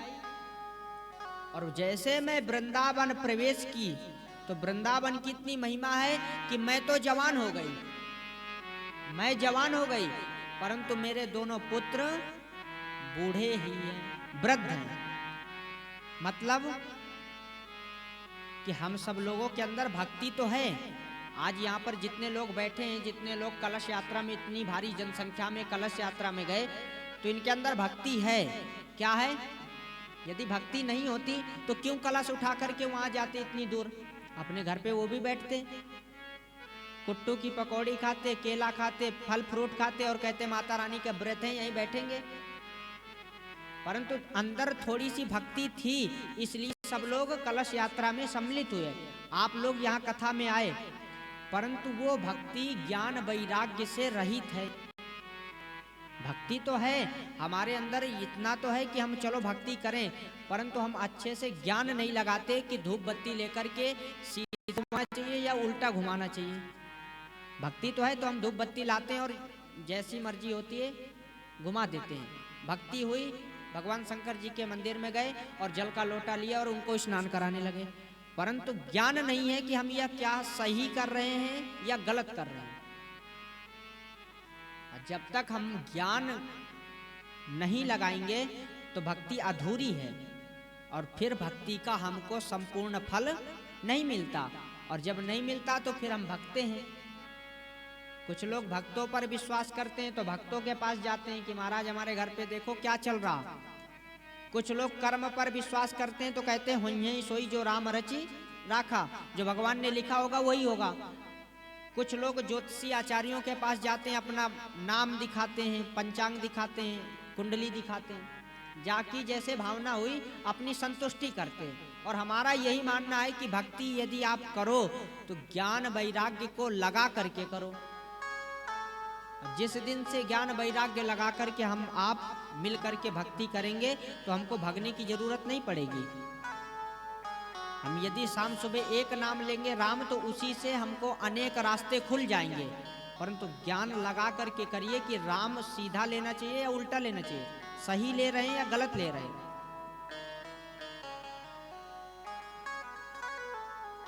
तो नारद जी ने कहा देवी चलो अच्छी बात है, वृंदावन की कम से कम कुछ तो महिमा है कि तुम जवान हो गई, कम से कम लोग भक्ति तो कर रहे हैं परंतु ज्ञान नहीं लगा करके कर रहे हैं, वैराग्य नहीं लगा करके कर रहे हैं। तो देवी मैं तुम्हें वचन देता हूँ। क्या? ध्यान दीजिए, नारद जी वचन दे रहे हैं। देवी मैं तुम्हें वचन देता हूँ कि मैं तुम्हारे दोनों पुत्रों को अवश्य जवान करूँगा, दोनों पुत्रों को अवश्य ठीक करूँगा, और यदि तुम्हारे दोनों पुत्रों को ना ठीक किया और जन जन लोगों के हृदय में भक्ति ना बैठाई तो मेरा भी नाम नारद नहीं। एक ये प्रमाण पत्र हो गया। क्या हो गया? यदि हमको स्कूल से प्रमाण पत्र मिल जाए कि हम 12वीं क्लास पास हो गए तो हमारा हृदय कितना प्रफुल्लित खुश होता है कि भैया अब हमारे पास प्रमाण पत्र है। तो जैसे आज नारद जी ने प्रमाण पत्र भक्ति महारानी के समक्ष वाणी से दिया कि मैं पक्का तुम्हें जन जन में प्रचलित करूंगा, नहीं तो मेरा नाम नारद, तो आज भक्ति महारानी गदगद हो जाती हैं और प्रसन्न होकर के दिव्य मृदंग आदि से नारद स्तुति गाना नारद जी की दिव्य स्तुति गान करने लग जाती हैं। 2 श्लोकों में बड़ी सुंदर स्तुति गाई है। आए हम उस स्तुति को अपने बड़े भाव से अंदर प्रवेश करें, अपने इन कानों से श्रवण करें। प्रेम से बोलिए वृंदावन बिहारी लाल की जय हो। जयति जगति माया यस्य काया धवस्थे जयति जगति माया यश काया धवस्थे जयति जगति माया यस्य काया धवस्थे जयति जगति माया यश काया धवस्थे जयति जगति माया यस्य काया धवस्थे जयति जगति माया यश काया धवस्थे वचन रचन में कम केवलम चाकलैया वचन रचन में कम केवलम चाकलैया वचन रचन में कम केवलम चाकलैया वचन रचन में कम केवलम चाकलैया जयति जगति माया यश काया धवस्थे जयति जगति माया यश काया धवस्थे ध्रुवपदमपि यातो यत्कृपातो ध्रुवोऽयं ध्रुवपवन पियातो यत् कृपातो ध्रुवोऽयम् सकल कुशल पात्रं ब्रह्मपुत्रं नतास्मि सकल कुशल पात्रं ब्रह्मपुत्रं नतोऽस्मि जयति जगति माया यश काया धवस्थे जयति जगति माया यश काया धवस्थे जयति जगति माया यश काया धवस्थे जयति जगति माया जयति जगति माया जयति जगति माया।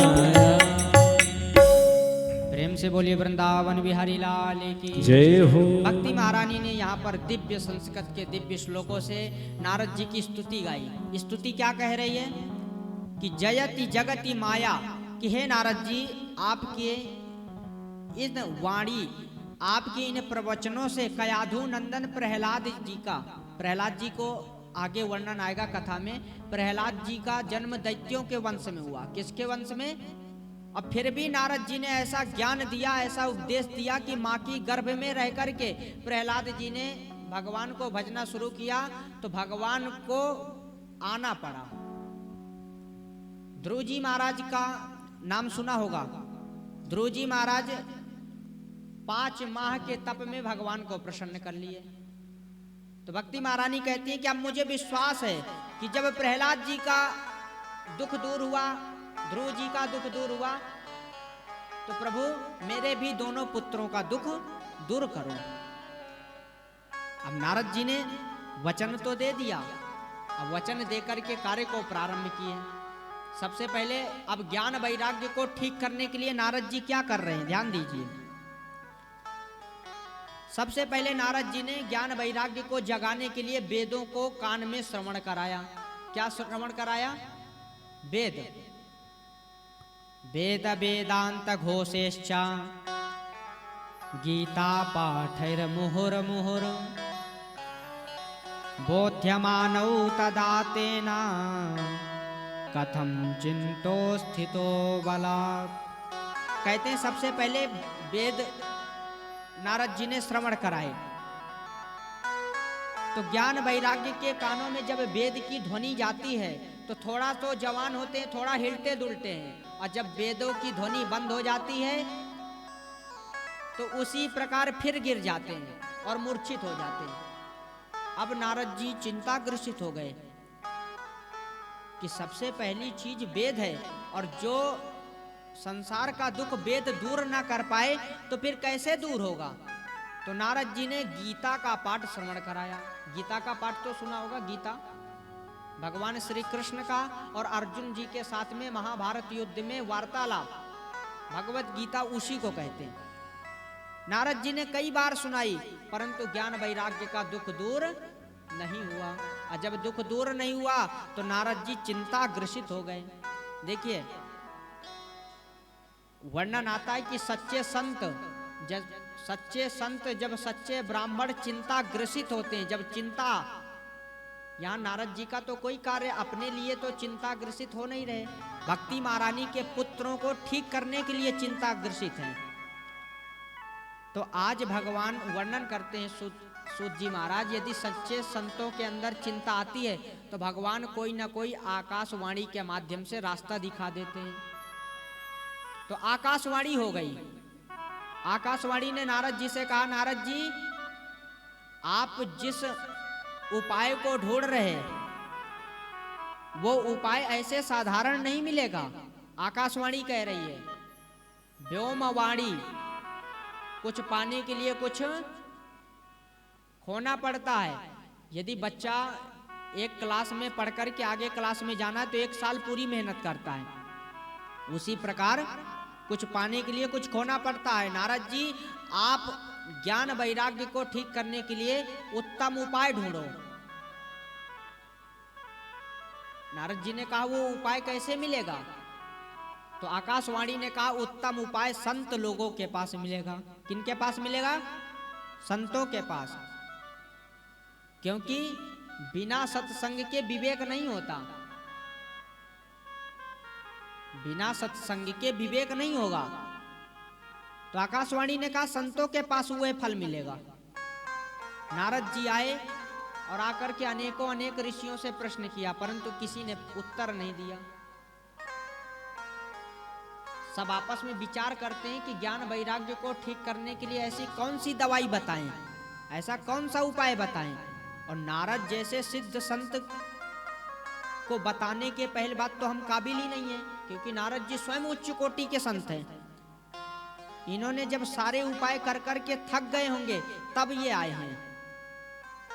नारद जी चारों ऋषियों को देख करके नारद जी ने कहा कि यही मेरे उदासी का कारण है, तुम बताओ। तो सनक, सनंदन, सनातन, सनत कुमार चारों ऋषियों ने कहा नारद जी सबसे पहले चिंता को छोड़ दो, क्योंकि चिंता बहुत खराब चीज है। चिंता बहुत खराब चीज है। चिंता और चिता में सिर्फ बिंदी का फर्क है। सुखदेव जी महाराज वर्णन करते हैं, चारों ऋषियों ने नारद जी से कहा कि चिंता को छोड़ दो और जो तुम उपाय ढूंढ रहे हो वो कोई साधारण नहीं। श्रीमद्भागवतम शास्त्रम कलौ कीरेण भासितम, कलिकाल का सर्वश्रेष्ठ ग्रंथ यदि कोई है तो वह है भागवत। क्या है? सबसे बड़ा यदि कोई यज्ञ है तो वह है भागवत, परंतु इसकी भी विधि है। अब आज के समय में भागवत कम होती है, कथा कम रह गई है, व्यथा अधिक हो गई है। अब व्यक्ति कथा कहाँ सुनना पसंद करता है? कहीं 100 में से 2 अच्छे श्रोता निकल जाए, सच बात है, बहुत कम 2-3 श्रोता मिलेंगे। और व्यथा सुनने वाले देखो कितने मिल जाएंगे, अधिकतर। और ऐसा हो भी रहा है। चारों ऋषियों ने कहा कि कलिकाल में यदि सर्वश्रेष्ठ ग्रंथ है तो वह है भागवत। आप ज्ञान वैराग्य को ठीक करने के लिए यह उपाय अवश्य करें। दोनों भक्ति महारानी के दोनों पुत्र ज्ञान वैराग्य अवश्य ठीक होंगे, परंतु विधि विधान से भागवत कथा उनको श्रवण कराई जाए। सुखदेव जी महाराज वर्णन करते हैं, नारद जी ने कहा कथा की क्या नियम है, कहां पर कराई जाए? तो चारों ऋषियों ने कहा सबसे बढ़िया यदि कोई उपाय है, कोई स्थान है तो वह है हरिद्वार। कौन सा? हरिद्वार। हरिद्वार में आनंद नामक एक तट है, उस तट की बहुत बड़ी महिमा है। कहते हैं उस तट में यदि कोई 2 परम शत्रु भी आपस में जाकर के उस तट में मिलते हैं तो मित्र हो जाते हैं। क्या हो जाते हैं? जो परम शत्रु होते हैं कि आपस में बैर ही करते हैं कि भैया यदि मुझे ये मिल जाए तो मैं इसको मार दूंगा, वो कहता है यदि ये मुझे मिल जाए तो मैं इसको मार दूंगा। ऐसे भी शत्रु यदि हरिद्वार में आनंद नामक तट में मिलते हैं तो मित्र हो जाते हैं। उस तट की इतनी बड़ी महिमा है। सुखदेव जी महाराज वर्णन करते हैं कि हरिद्वार में जब इस यज्ञ का आयोजन रखा तो कहते हैं बिना बुलाए जब ऋषि मुनियों को मालूम चला, बद्री का आश्रम में बड़ी बड़ी गुफाओं में बड़े बड़े ऋषि भृगुर वशिष्ठस्य आदि आदि ऋषि अपनी तप में बैठे थे, अपने भजन में बैठे थे, और उनको जैसे मालूम चला कि कथा का आयोजन, तो सब अपने अपनी भजन तप को छोड़ करके आकर के सीधा नारद जी के समक्ष पांडाल में उपस्थित। वर्णन आता है कि सब ऋषि बिना बुलाए आ गए। भृगुर वशिष्ठश्च वनश्च गौतमो मेधातिथिर्देवल देवरातौ। भृगु वशिष्ठ विश्वामित्र दत्तात्रेय परशुराम आदि आदि सभी ऋषि बिना बुलाए आ गए, और जैसे आए सुंदर से व्यास मंच की स्थापना हुई। ज्ञान वैराग्य को मुख्य परीक्षित बना करके चारों ऋषियों ने कथा श्रवण कराई, और जैसे कथा की महिमा का व्याख्यान शुरू हुआ तो कहते हैं कथा की महिमा को सुन करके जो ज्ञान वैराग्य जवान नहीं हो पा रहे थे, तो आज कथा की महिमा को सुन करके खड़े हो गए। सदा सेव्या श्रीमद्भागवती कथा यस्या श्रवण मात्रेण पापहानि समाश्रयेत्। यस्या श्रवण मात्रेण हरिश्चित्ता समाश्रयेत्। वर्णन आता है कि जो भागवत कथा की महिमा को सुन करके, ध्यान दीजिए, ज्ञान वैराग्य दोनों तरुण हो गए, जवान हो गए। महिमा को सिर्फ सुन करके, महिमा का तात्पर्य महात्म की कथा को सुन करके। चारों ऋषि यहाँ पर वर्णन करते हैं कथा के क्रम में कि कथा में कितने श्लोक हैं? 18,000। कितने श्लोक हैं? 18,000 श्लोक, 335 अध्याय, 12 स्कंद। वर्णन करते हैं कि 18,000 श्लोक, 335 अध्याय और 12 स्कंद, ये 18,000 श्लोक आचमन है। क्या है? यदि हम अभी जहां पर गए थे कलश यात्रा के समय में जल कहां से लेकर आए थे? सरस्वती उद्गम स्थल से। तो वहां पर सब लोगों ने आचमन किया होगा, आचमन किया ना? उसी प्रकार 18,000 श्लोक ये आचमन बताए गए हैं। यदि हम किसी एक भी श्लोक का अच्छे से आचमन करते हैं, प्रतिदिन पाठ करते हैं, या पाठ करने के सामर्थ्य नहीं है तो उस श्लोक को श्रवण करते हैं, तो अनेक प्रकार के पापों से मुक्त हो जाते हैं। प्रतिदिन यदि हम एक श्लोक का भी पाठ करते हैं। यदि पाठ नहीं कर सकते तो यदि हम श्रवण करते हैं, अब आजकल तो इतना श्रवण करने का साधन हो गया कि घर में बैठ करके टीवी में चालू कर दो, खूब कथाएं चल रही हैं, और यदि टीवी में भी सुन रहे हैं तो कान में तो आवाज जरूर पड़ेगी, और यदि पड़ी तो ऐसा भी वर्णन बताया गया कि कपिला गौदान, कपिल गौदान अश्वमेघ यज्ञ के बराबर वो फल मिलता है जो हम एक श्लोक भागवत का प्रतिदिन पाठ करें। यदि हम घर पर रह करके प्रतिदिन एक श्लोक का पाठ करते हैं तो अश्वमेघ यज्ञ करने से जितना फल नहीं मिलता था उससे बड़ा फल मिलता है। भागवत कथा बता रही है। परंतु देर है अंधेर है, अंधेर नहीं मिलेगा। हमारे मन में क्या रहता है कि यदि आज हमने कुछ किया तो कल हमारे उसका फल मिलना चाहिए। और कभी आपने ऐसा देखा है कि आज हम किसी वस्तु का वृक्ष लगा दें और कल उसमें फल हमको मिल जाए? मिलते हैं, समय लगता है।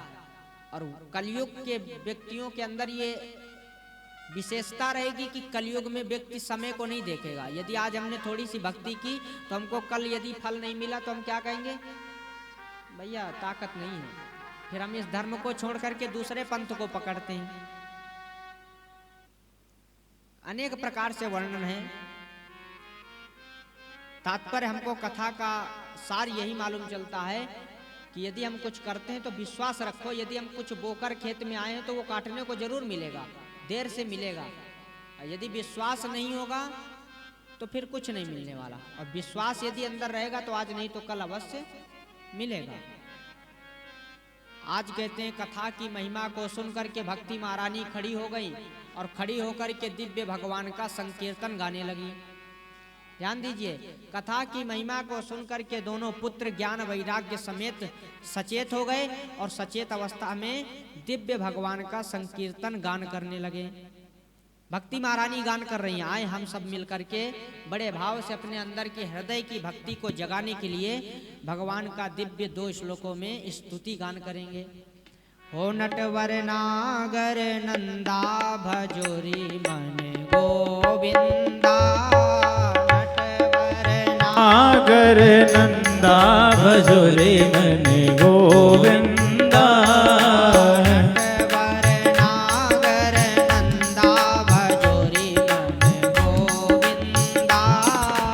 नटवर नागर नंदा भजोरे मने गोविंदा,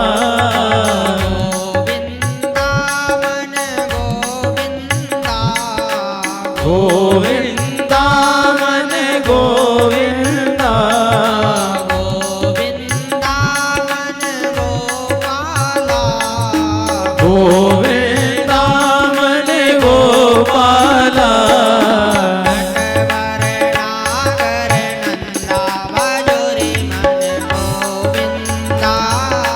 नटवर नागर नंदा भजोरे मन गोविंदा।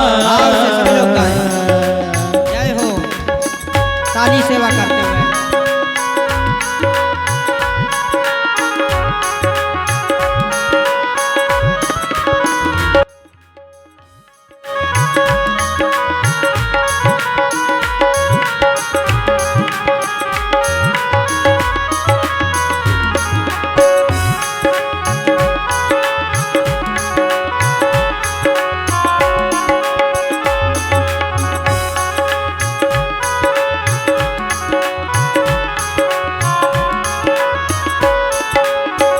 तू ही नटवर तू ही नागर, तू ही नटवर तू ही नागर, तू ही नटवर तू ही नागर, तू ही नटवर तू ही नागर, तू अतिबाल मुकुंदा भजोरे मन गोविंदा, नटवर नंदा भजोरे मन गोविंदा, नटवर नागर नंदा भजोरे मन गोविंदा, नटवर नागर नंदा भजोरे मन गोविंदा।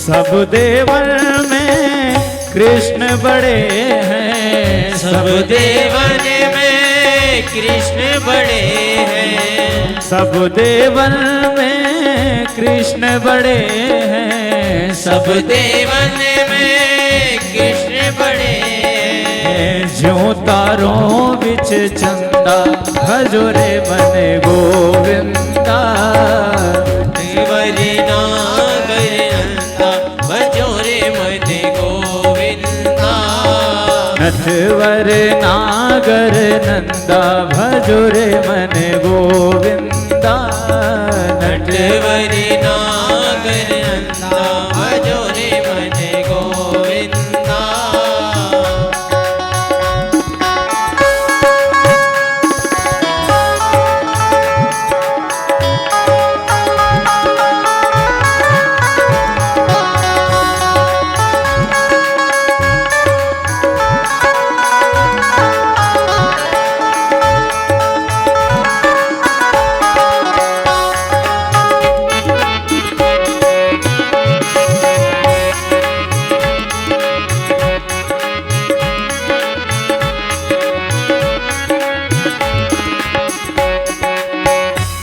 सखियन में राधा जी बड़ी हैं, सब सखियन में राधा जी बड़ी हैं, सब सखियन में राधा जी बड़ी हैं, सब सखियन में राधा जी बड़ी हैं, राधा जी बड़ी हैं, राधा जी बड़ी हैं, राधा जी बड़ी हैं, राधा जी बड़ी हैं, सब सखियन में राधा जी बड़ी हैं, सब सखियन में राधा जी बड़ी हैं, ज्यों नदियों बिच गंगा हो, ज्यों नदियों बिच गंगा भजो रे मन गोविंदा।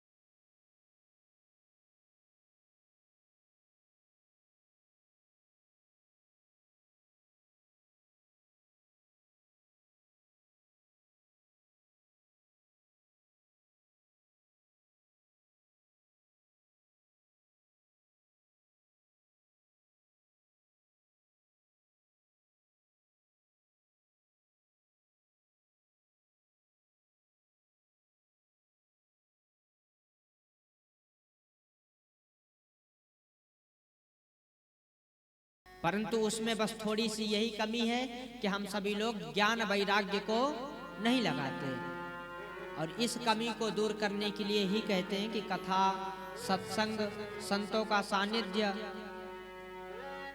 बड़े बुजुर्गों के पास बैठते रहना चाहिए, तो तभी हमको मालूम चलेगा कि ज्ञान वैराग्य कैसे लगेगा, भक्ति क्या सही है क्या गलत है। सौनकादिक ऋषियों ने सूत जी महाराज से प्रश्न किया। सूत जी महाराज कहते हैं कि इस कथा को सुनकर के इतना ही नहीं, भक्ति महारानी के दोनों पुत्र ही नहीं ठीक हुए, कहते हैं इस कथा को सुनकर के बड़े से बड़े पापी का उद्धार हो जाता है। वो तो सही, कहते हैं जो हमारे कुल में जिसकी अकाल मृत्यु हो जाती है, आज के समय में ज्यादा ही प्रॉब्लम आ रही है इस विषय में।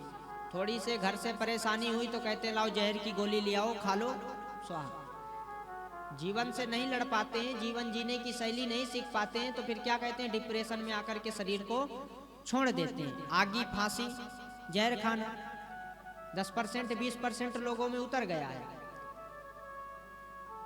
तो सूत जी महाराज वर्णन करते हैं कि हमारे कुल में जो अकाल मृत्यु मरता है, जिसकी आत्मा भटकती है, ऐसे भी प्रेतात्माओं का भी उद्धार हो जाता है इस कथा को सुन करके। इतना ही नहीं, बड़े से बड़े पापी का उद्धार हो जाता है।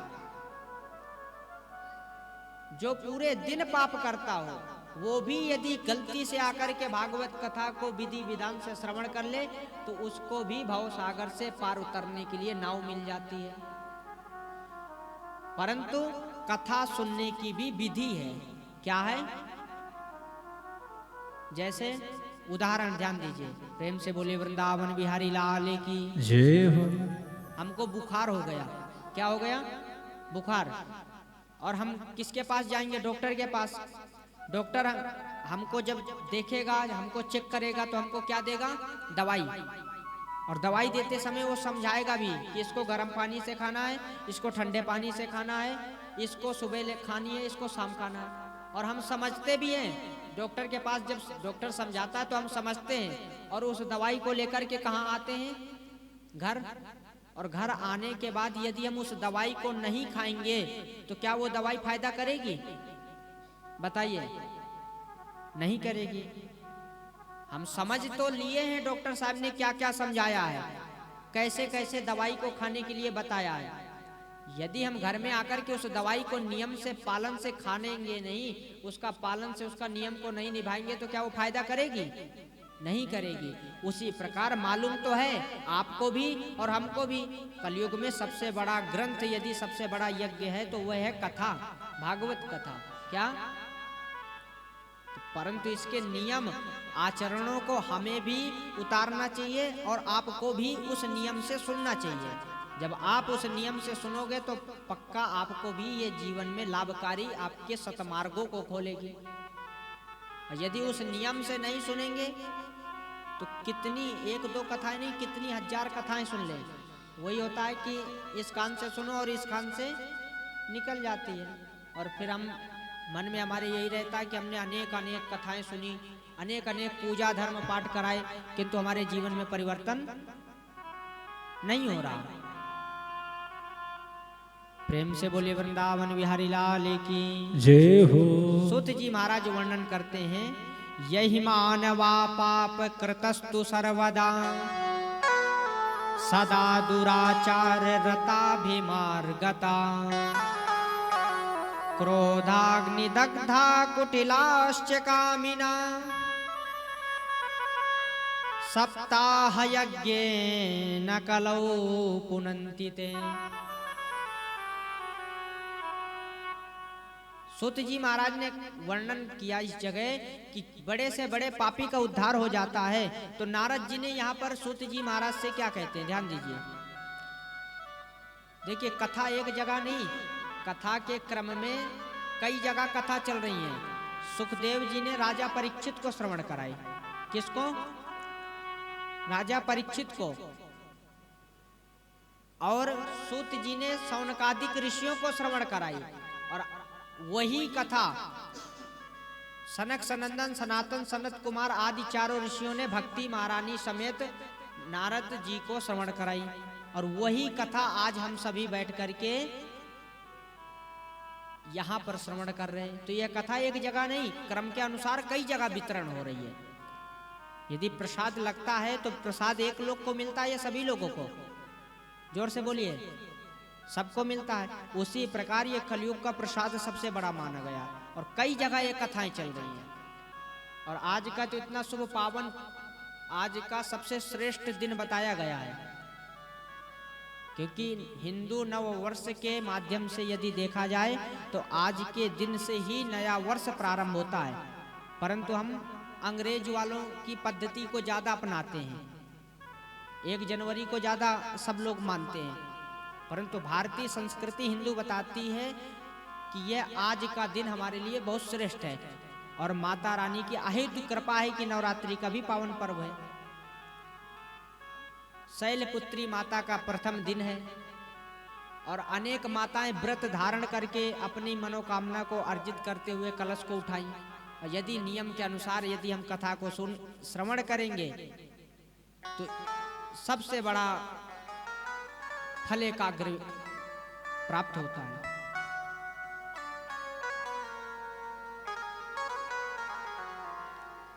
नारद जी ने प्रश्न किया कि क्या ऐसे आपने तो बता दिया कि इस कथा को सुनकर के बड़े से बड़े पापी का उद्धार हुआ, तो क्या ऐसा कोई पापी हुआ है कि जिसका उद्धार हुआ हो? तो सूत जी महाराज कहते हाँ, सबसे बड़ा पापी यदि हुआ है तो धुंधकारी हुआ है। कौन हुआ है? आज उस कथा को विस्तार से सूत जी महाराज वर्णन करते हैं, ध्यान दीजिए। तुंगभद्रा तटे पूर्वा मभूत्पलनमुत्तमम् यत्र वर्णा स्वधर्मेण सत्यमत्सत्सत्कर्मरा। कहते हैं तुंगभद्रा नदी के किनारे एक गांव था। वहां पर एक आत्मदेव नाम के बड़े ही पवित्र दयालु ब्राह्मण रहते थे। आत्मदेव कैसे थे? ध्यान दीजिए। ब्राह्मण जाति कितनी होती है? कितने लोगों को मालूम है जाति? जाति सिर्फ दो ही हैं, स्त्री और पुरुष। परंतु आजकल हम लोगों ने बनाई हैं जातियां कि हम ये ब्राह्मण हैं, ये क्षत्रिय हैं, ये वैश्य हैं। ये 4 वर्ण हैं, ये तो वर्ण है, किंतु जातियां दो ही होती हैं, स्त्री और पुरुष। जाति पाति देख करके भगवान नहीं प्राप्त होते। ध्यान दीजिए, कई लोगों के मन में ऐसा प्रश्न रहता है कि भगवान ब्राह्मणों को पहले मिलते हैं, पूजा पाठ करने वाले को पहले मिलते हैं। जाति पाति भगवान ने कहीं पर भी यहाँ पर वर्णन ही है कि जाति पाति भगवान ना देख करके जिसका हृदय पवित्र पाया, निर्मल पाया, उसी को भगवान प्यारे हुए। तो जाति पाति सिर्फ दो ही है, स्त्री और पुरुष। सूत जी महाराज वर्णन करते हैं कि एक आत्मदेव नाम के ब्राह्मण थे, बड़े पवित्र ब्राह्मण थे, बड़े ही दयालु थे।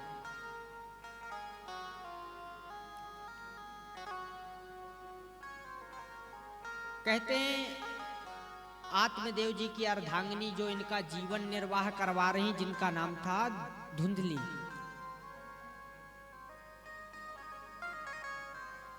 देखिए, जीवन की गाड़ी तभी अच्छे से चलती है यदि गाड़ी में कितने पहिया होते हैं?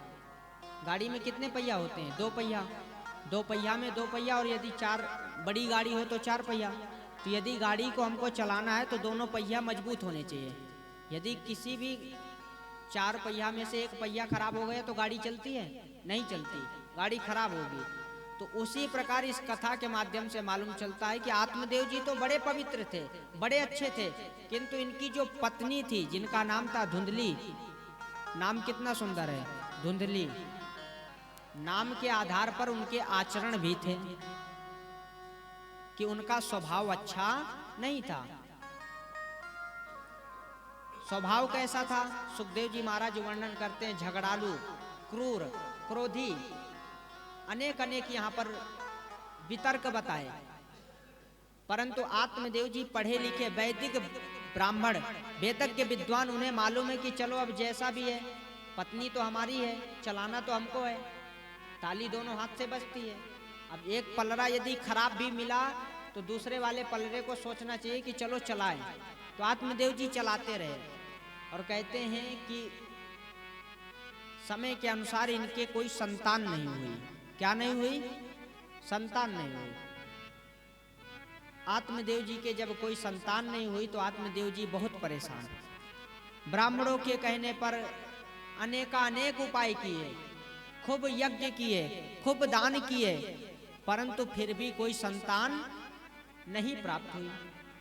ध्यान दो, जब प्रारब्ध खराब होता है तो हम कितनी भी पूजा कर लें, कितना भी दान कर लें, फिर भी हमारा वो कार्य नहीं बनता। शास्त्र कहता है पूर्व जन्म कृतम पापम व्याधि रूपेण वर्धते। यदि पूर्व जन्म का प्रारब्ध पाप हमारे पास है, प्रारब्ध खराब है, तो हम कितना भी दान कर लें, कितना भी यज्ञ कर लें, फिर भी हमको भोगना पड़ेगा। आत्मदेव जी अनेक उपाय किए, अनेक यज्ञ किए, किसकी प्राप्ति के लिए? संतान हो जाए, परंतु संतान नहीं हुई। आजकल हम भी अक्सर ये देखते हैं कि यदि हम 4 ब्राह्मणों को अपने घर बुलाकर के कोई भी अनुष्ठान धार्मिक कराते हैं, किसी भी कामना को लेकर के 10-20 हजार खर्चा करते हैं, और वो कार्य किसी कारणवश नहीं हुआ, तो हम ब्राह्मण जाति पर कलंक लगता है। अक्सर हम देखते हैं। अब क्योंकि जैसे जैसे जनरेशन बढ़ रही है, व्यक्ति के मुख से यही निकलता, महाराज जी हमने वो बड़ी पूजा कराई थी, हमारा कार्य ही नहीं बना। तो इस जगह हम ये बुद्धिमान मनुष्य वही है कि ब्राह्मण के ऊपर दोष ना देकर के अपने अंदर दोष देखे कि नहीं, मेरा कुछ प्रारब्ध ऐसा खराब है कि ब्राह्मण मेरे गोत्र नाम से भी पूजा खूब किए, मेरे घर में 4 दिन बैठे, फिर भी मेरा कार्य नहीं बना है, तो पक्का मेरा प्रारब्ध खराब है। अन्यस्य दोष गुण चिंतन मासु मुक्ता, किसी के ऊपर दोष नहीं देना चाहिए। चौकीदार, एक सैनिक जिसे बोलते हैं, चौकीदारी बोलते हैं, उसको हम 10,000 की सैलरी देते हैं। वो क्या करता है, 2 घंटे बैठता है हमारे गेट पर, 4 घंटे बैठता है हमारी फैक्ट्री के बाहर, 4 घंटे बैठता है और 4 घंटे बैठने के बाद अपना समय पूरा करके चला जाता है और महीना आने पर तुरंत सैलरी लेता है। उसी प्रकार यदि ब्राह्मण आपके घर पे पूजा किए तो 4 घंटे कम से कम आपके घर पे आपकी देहड़ी में बैठ करके माला गोमुखी लेकर के जप करते रहे, और यदि उसके बाद भी कार्य नहीं बनता तो पक्का समझिए प्रारब्ध खराब है। यहाँ पर आत्मदेव जी का भी प्रारब्ध खराब है। अनेक उपाय कर डाले किंतु संतान नहीं प्राप्त हुई। जब संतान नहीं प्राप्त हुई तो आत्मदेव जी ने सोचा कि अब इससे अच्छा है कि अब शरीर को छोड़ दें, शरीर को त्याग दें। एक नदी के किनारे गए और जाकर के बैठ गए और एक वृक्ष के नीचे रोने लगे। और जब रोने लगे तो वर्णन आता है कि अचानक एक संत भगवान का आगमन होता है, और जैसे संत भगवान ने देखा कि अरे ये ब्राह्मण देवता क्यों रो रहा, तो संत भगवान ने पास में आकर के ब्राह्मण देवता से पूछा, कथम रोदसी विप्रत्वम काते चिंता बलीयसे। हे ब्राह्मण देवता क्यों रो रहे हो, तुम्हारे अंदर क्या चिंता है। ब्राह्मण देवता रोते रोते बोले कि हे संत भगवान, मैंने अनेक उपाय कर डाले, आप मुझे एक मार्ग बताएं कि मुझे संतान की प्राप्ति कब होगी। संत भगवान त्रिकालदर्शी मतलब बहुत वेदज्ञ विद्वान थे।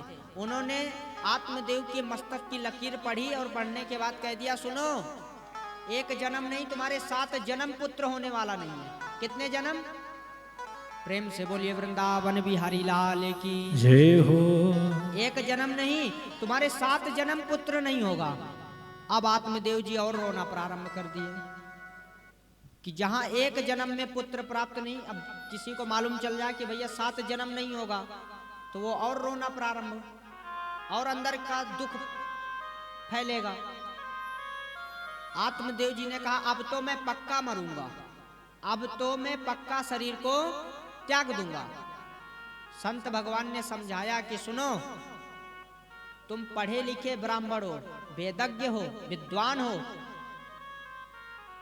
भगवान इसलिए शायद तुम्हें पुत्र नहीं दे रहे हैं कि अब पुत्र में भी तो 2 प्रकार की जातियां हो गई। एक तो पुत्र होते हैं, दूसरे कुपुत्र होते हैं। क्या होते हैं ध्यान दे, एक तो पुत्र होते हैं और दूसरे कुपुत्र। तो पुत्र तो उसे कहते हैं जो कुल की उन्नति करे, कुल के ऊपर दाग ना लगने दे, और कुपुत्र उसे कहते हैं कि यदि पूरा सफेद वस्त्र है तो कहते हैं अब आधे में दाग कर दो, काला कर दो या सफेद कर दो।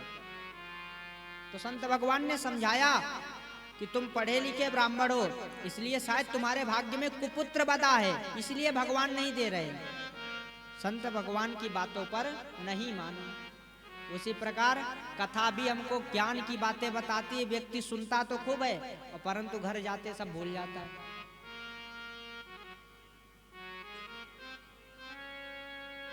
संत भगवान ने खूब समझाया, आत्मदेव जी ने कहा नहीं, मुझे ये बात अच्छी नहीं लगी, पुत्र कैसा भी हो, परंतु मुझे आप पुत्र प्राप्ति का साधन बताएं, नहीं तो मैं अपने प्राणों को त्याग दूंगा। संत भगवान को दया आ गई। कहते ना, संतों का हृदय निर्मल होता है, संत का हृदय निर्मल होता है।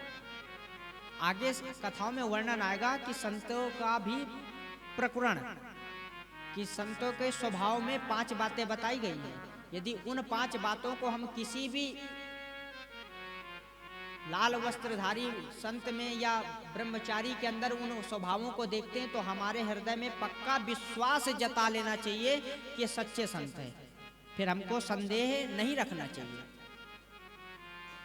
तो संत भगवान को जब दया आई तो अपने झोली में से एक फल निकाल लिए और फल निकाल करके अर्पण कर दिए कि लो इस फल को ले जाओ और अपनी पत्नी को खिला देना और प्रभु चाहेगा तो पक्का संतान होगी। परंतु हाँ, इस फल को देना उससे पूर्व कुछ नियम है कि अपनी पत्नी को समझाना कि इसके भी साल भर कुछ गलत ना करें, तात्पर्य झूठ ना बोले, लड़ाई झगड़ा क्रोध से बचे, किसी का बुरा ना करे, तब तो ये मंत्र के द्वारा अभिमंत्रित किया गया फल काम करेगा, नहीं तो बेकार है। आत्मदेव जी उस फल को लेकर आए और अपनी पत्नी को सौंपे। आज कथा समय के अनुसार समय भी बहुत हो गया है, हम प्रार्थना करेंगे, याचना करेंगे कि कल की यही शेष कथा तो बहुत हैं, परंतु समय के अनुसार आज सभी माताओं ने भी भारी से भारी जनसंख्या में कलश यात्रा में भाग ली, इसलिए कल की कथा वही समय अनुसार 2 बजे से प्रारंभ करेंगे। ज़्यादा से ज़्यादा जनसंख्या में सभी पधारें। आज की कथा को यहीं पर अपनी वाणी को विश्राम करते हैं और कल बड़े भाव से यहीं से कथा को श्रवण करेंगे कि इस फल को देने के बाद फिर क्या संतान हुई या नहीं हुई। प्रेम से बोलिए वृंदावन बिहारी लाल की जय हो। आज प्रथम दिवस है, आए एक सुंदर सा भाव भगवान के चरणों में अर्पण करें। जब हमारे घर में कोई भी शुभ काम होता है तो हम किनको बुलाते हैं? भगवान को। किनको बुलाते हैं? कोई भी शुभ कार्य कराते हैं तो पंडित जी सबसे पहले गणेश जी का आवाहन करते हैं। किनका? और यदि हम कोई घर में कोई कन्या का या कोई भी मांगलिक कार्य करते हैं तो अपने रिश्तेदारों को बुलाते हैं। क्यों? क्योंकि अतिथि देवो भव, अतिथि देवता का रूप होता है। वो कैसा है, उसके अंदर पाप है या पुण्य है, अच्छा सोच के आया बुरा सोच के आया, उसका परिणाम ऊपर वाला देगा, परंतु हमारी नजरों में वो अतिथि का रूप होता है। उसी प्रकार आज प्रथम दिन है, हम भी अपने इस दिव्य दरबार में, वैसे तो यहाँ पर साक्षात माता रानी का वास है, आज हम ठाकुर जी को भी बड़े भाव से एक सुंदर सी स्तुति से पुकारेंगे और इसके उपरांत आरती एवं प्रसाद। आवो हमारे द्वार भी मोहन कभी कभी, आओ हमारे द्वार पे मोहन कभी कभी, आओ हमारे द्वार भी मोहन कभी कभी, आओ हमारे द्वार भी मोहन कभी कभी, मोहन कभी कभी, श्यामा कभी कभी, मोहन कभी कभी, श्यामा कभी कभी। ध्यान दे, कितने लोगों के समझ में आ रहा भजन? आ रहा कि नहीं आ रहा? हमें तो नहीं लग रहा आ रहा, कोई बोल तो रहा नहीं। अच्छा ध्यान दे, जब तक हम अपने वाणी से नहीं बुलाएंगे भगवान नहीं आएंगे। वाणी का बहुत बड़ा खेल है, पहले भी बताए, वाणी से निकली आवाज और धनुष से निकला बाण कभी वापसी नहीं आता। मतलब हम किसी को 10-20 लाख रुपए दे रहे हैं और मुझसे कहते हैं कि जाओ हमारा घर बेच आओ। यदि हम 10 लाख रुपए दे रहे हैं कि आप 10 लाख रुपए हमसे लो और हमारा घर बेच आओ, तो क्या आप बेच के आ सकते हो? नहीं। जब तक हम अपनी वाणी से जाकर के नहीं कहेंगे कि हाँ साहब हम अपना घर बेच रहे हैं, तब तक हमारा घर कोई खरीदने वाला। तो वाणी का बहुत बड़ा महत्व है। जब तक आप सब मिलकर के नहीं गाएंगे, लड़ाई 2 लोगों में होती है और देखने वाले बहुत लोग होते हैं, तो हम देखने वाले नहीं हैं, भगवान के साथ में भगवान को बुलाने वाले हैं, भगवान के साथ में। हाँ, आओ हमारे द्वार भी मोहन कभी कभी, आओ हमारे द्वार भी मोहन कभी कभी, मोहन कभी कभी, श्यामा कभी कभी, मोहन कभी कभी, श्यामा कभी कभी, राधे कभी कभी, श्यामा कभी कभी, राधे कभी कभी, श्यामा कभी कभी। आओ हमारे द्वार भी मोहन कभी कभी, आओ हमारे द्वार भी मोहन मोहन कभी कभी हम पर भी हो करुणा भरी चितवन कभी कभी।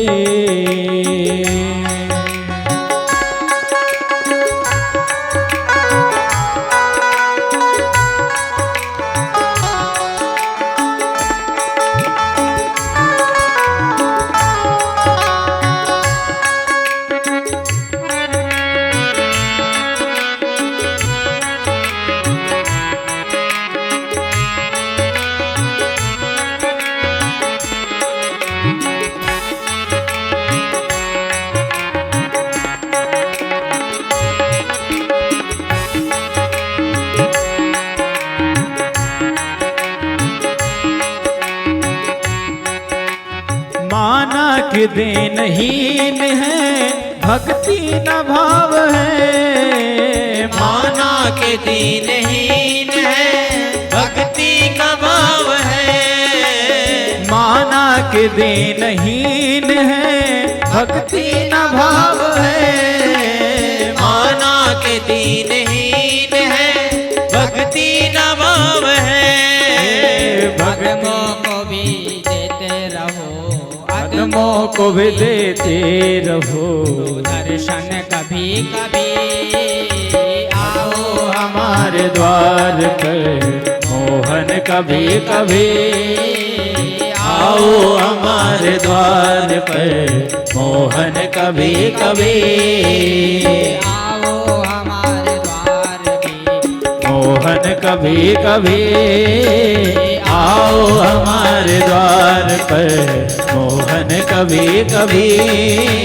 आओ हमारे द्वार पर मोहन कभी कभी। आओ हमारे द्वार पर मोहन कभी कभी। मोहन कभी कभी श्यामा कभी कभी। मोहन कभी कभी श्यामा कभी कभी। आओ हमारे द्वार पे मोहन कभी कभी। आओ हमारे द्वार पर मोहन कभी कभी। आओ हमारे द्वार पे मोहन कभी। प्रेम से बोलिए वृंदावन बिहारी लाल की जय हो। श्रीमद् भागवत महापुराण की जय हो। संत भगवान की जय हो। जय जय श्री राधे। आज की वाणी को यहीं विश्राम आए। बड़े भाव से भागवत भगवान की आरती का दर्शन लें, इसके उपरांत प्रसाद, और आशा यही करेंगे कि सभी लोग अधिक से अधिक जनसंख्या में पधारें और साथ में अधिक से अधिक लोगों को लेकर के कथा श्रवण करने का सौभाग्य प्राप्त कराएं। सभी को यह सूचना भी दें कि अधिक से अधिक जनसंख्या में सभी पधारें और समय अनुसार सभी पधारें। आए दिव्य भागवत भगवान की आरती का दर्शन लें और इसके उपरांत सभी लोग प्रसाद लेकर के ही अपने अपने स्थान को प्रस्थान करेंगे। सभी भक्तगण यथास्थान खड़े हो जाएं। ओम चंद्रमा मनसो जात कक्षो सूर्यो अजायत श्रोत्राद्वाश्य प्राणश्च मुखादग्निरजायत। श्री भागवत भगवान की है आरती। श्री भागवत भगवान की है आरती।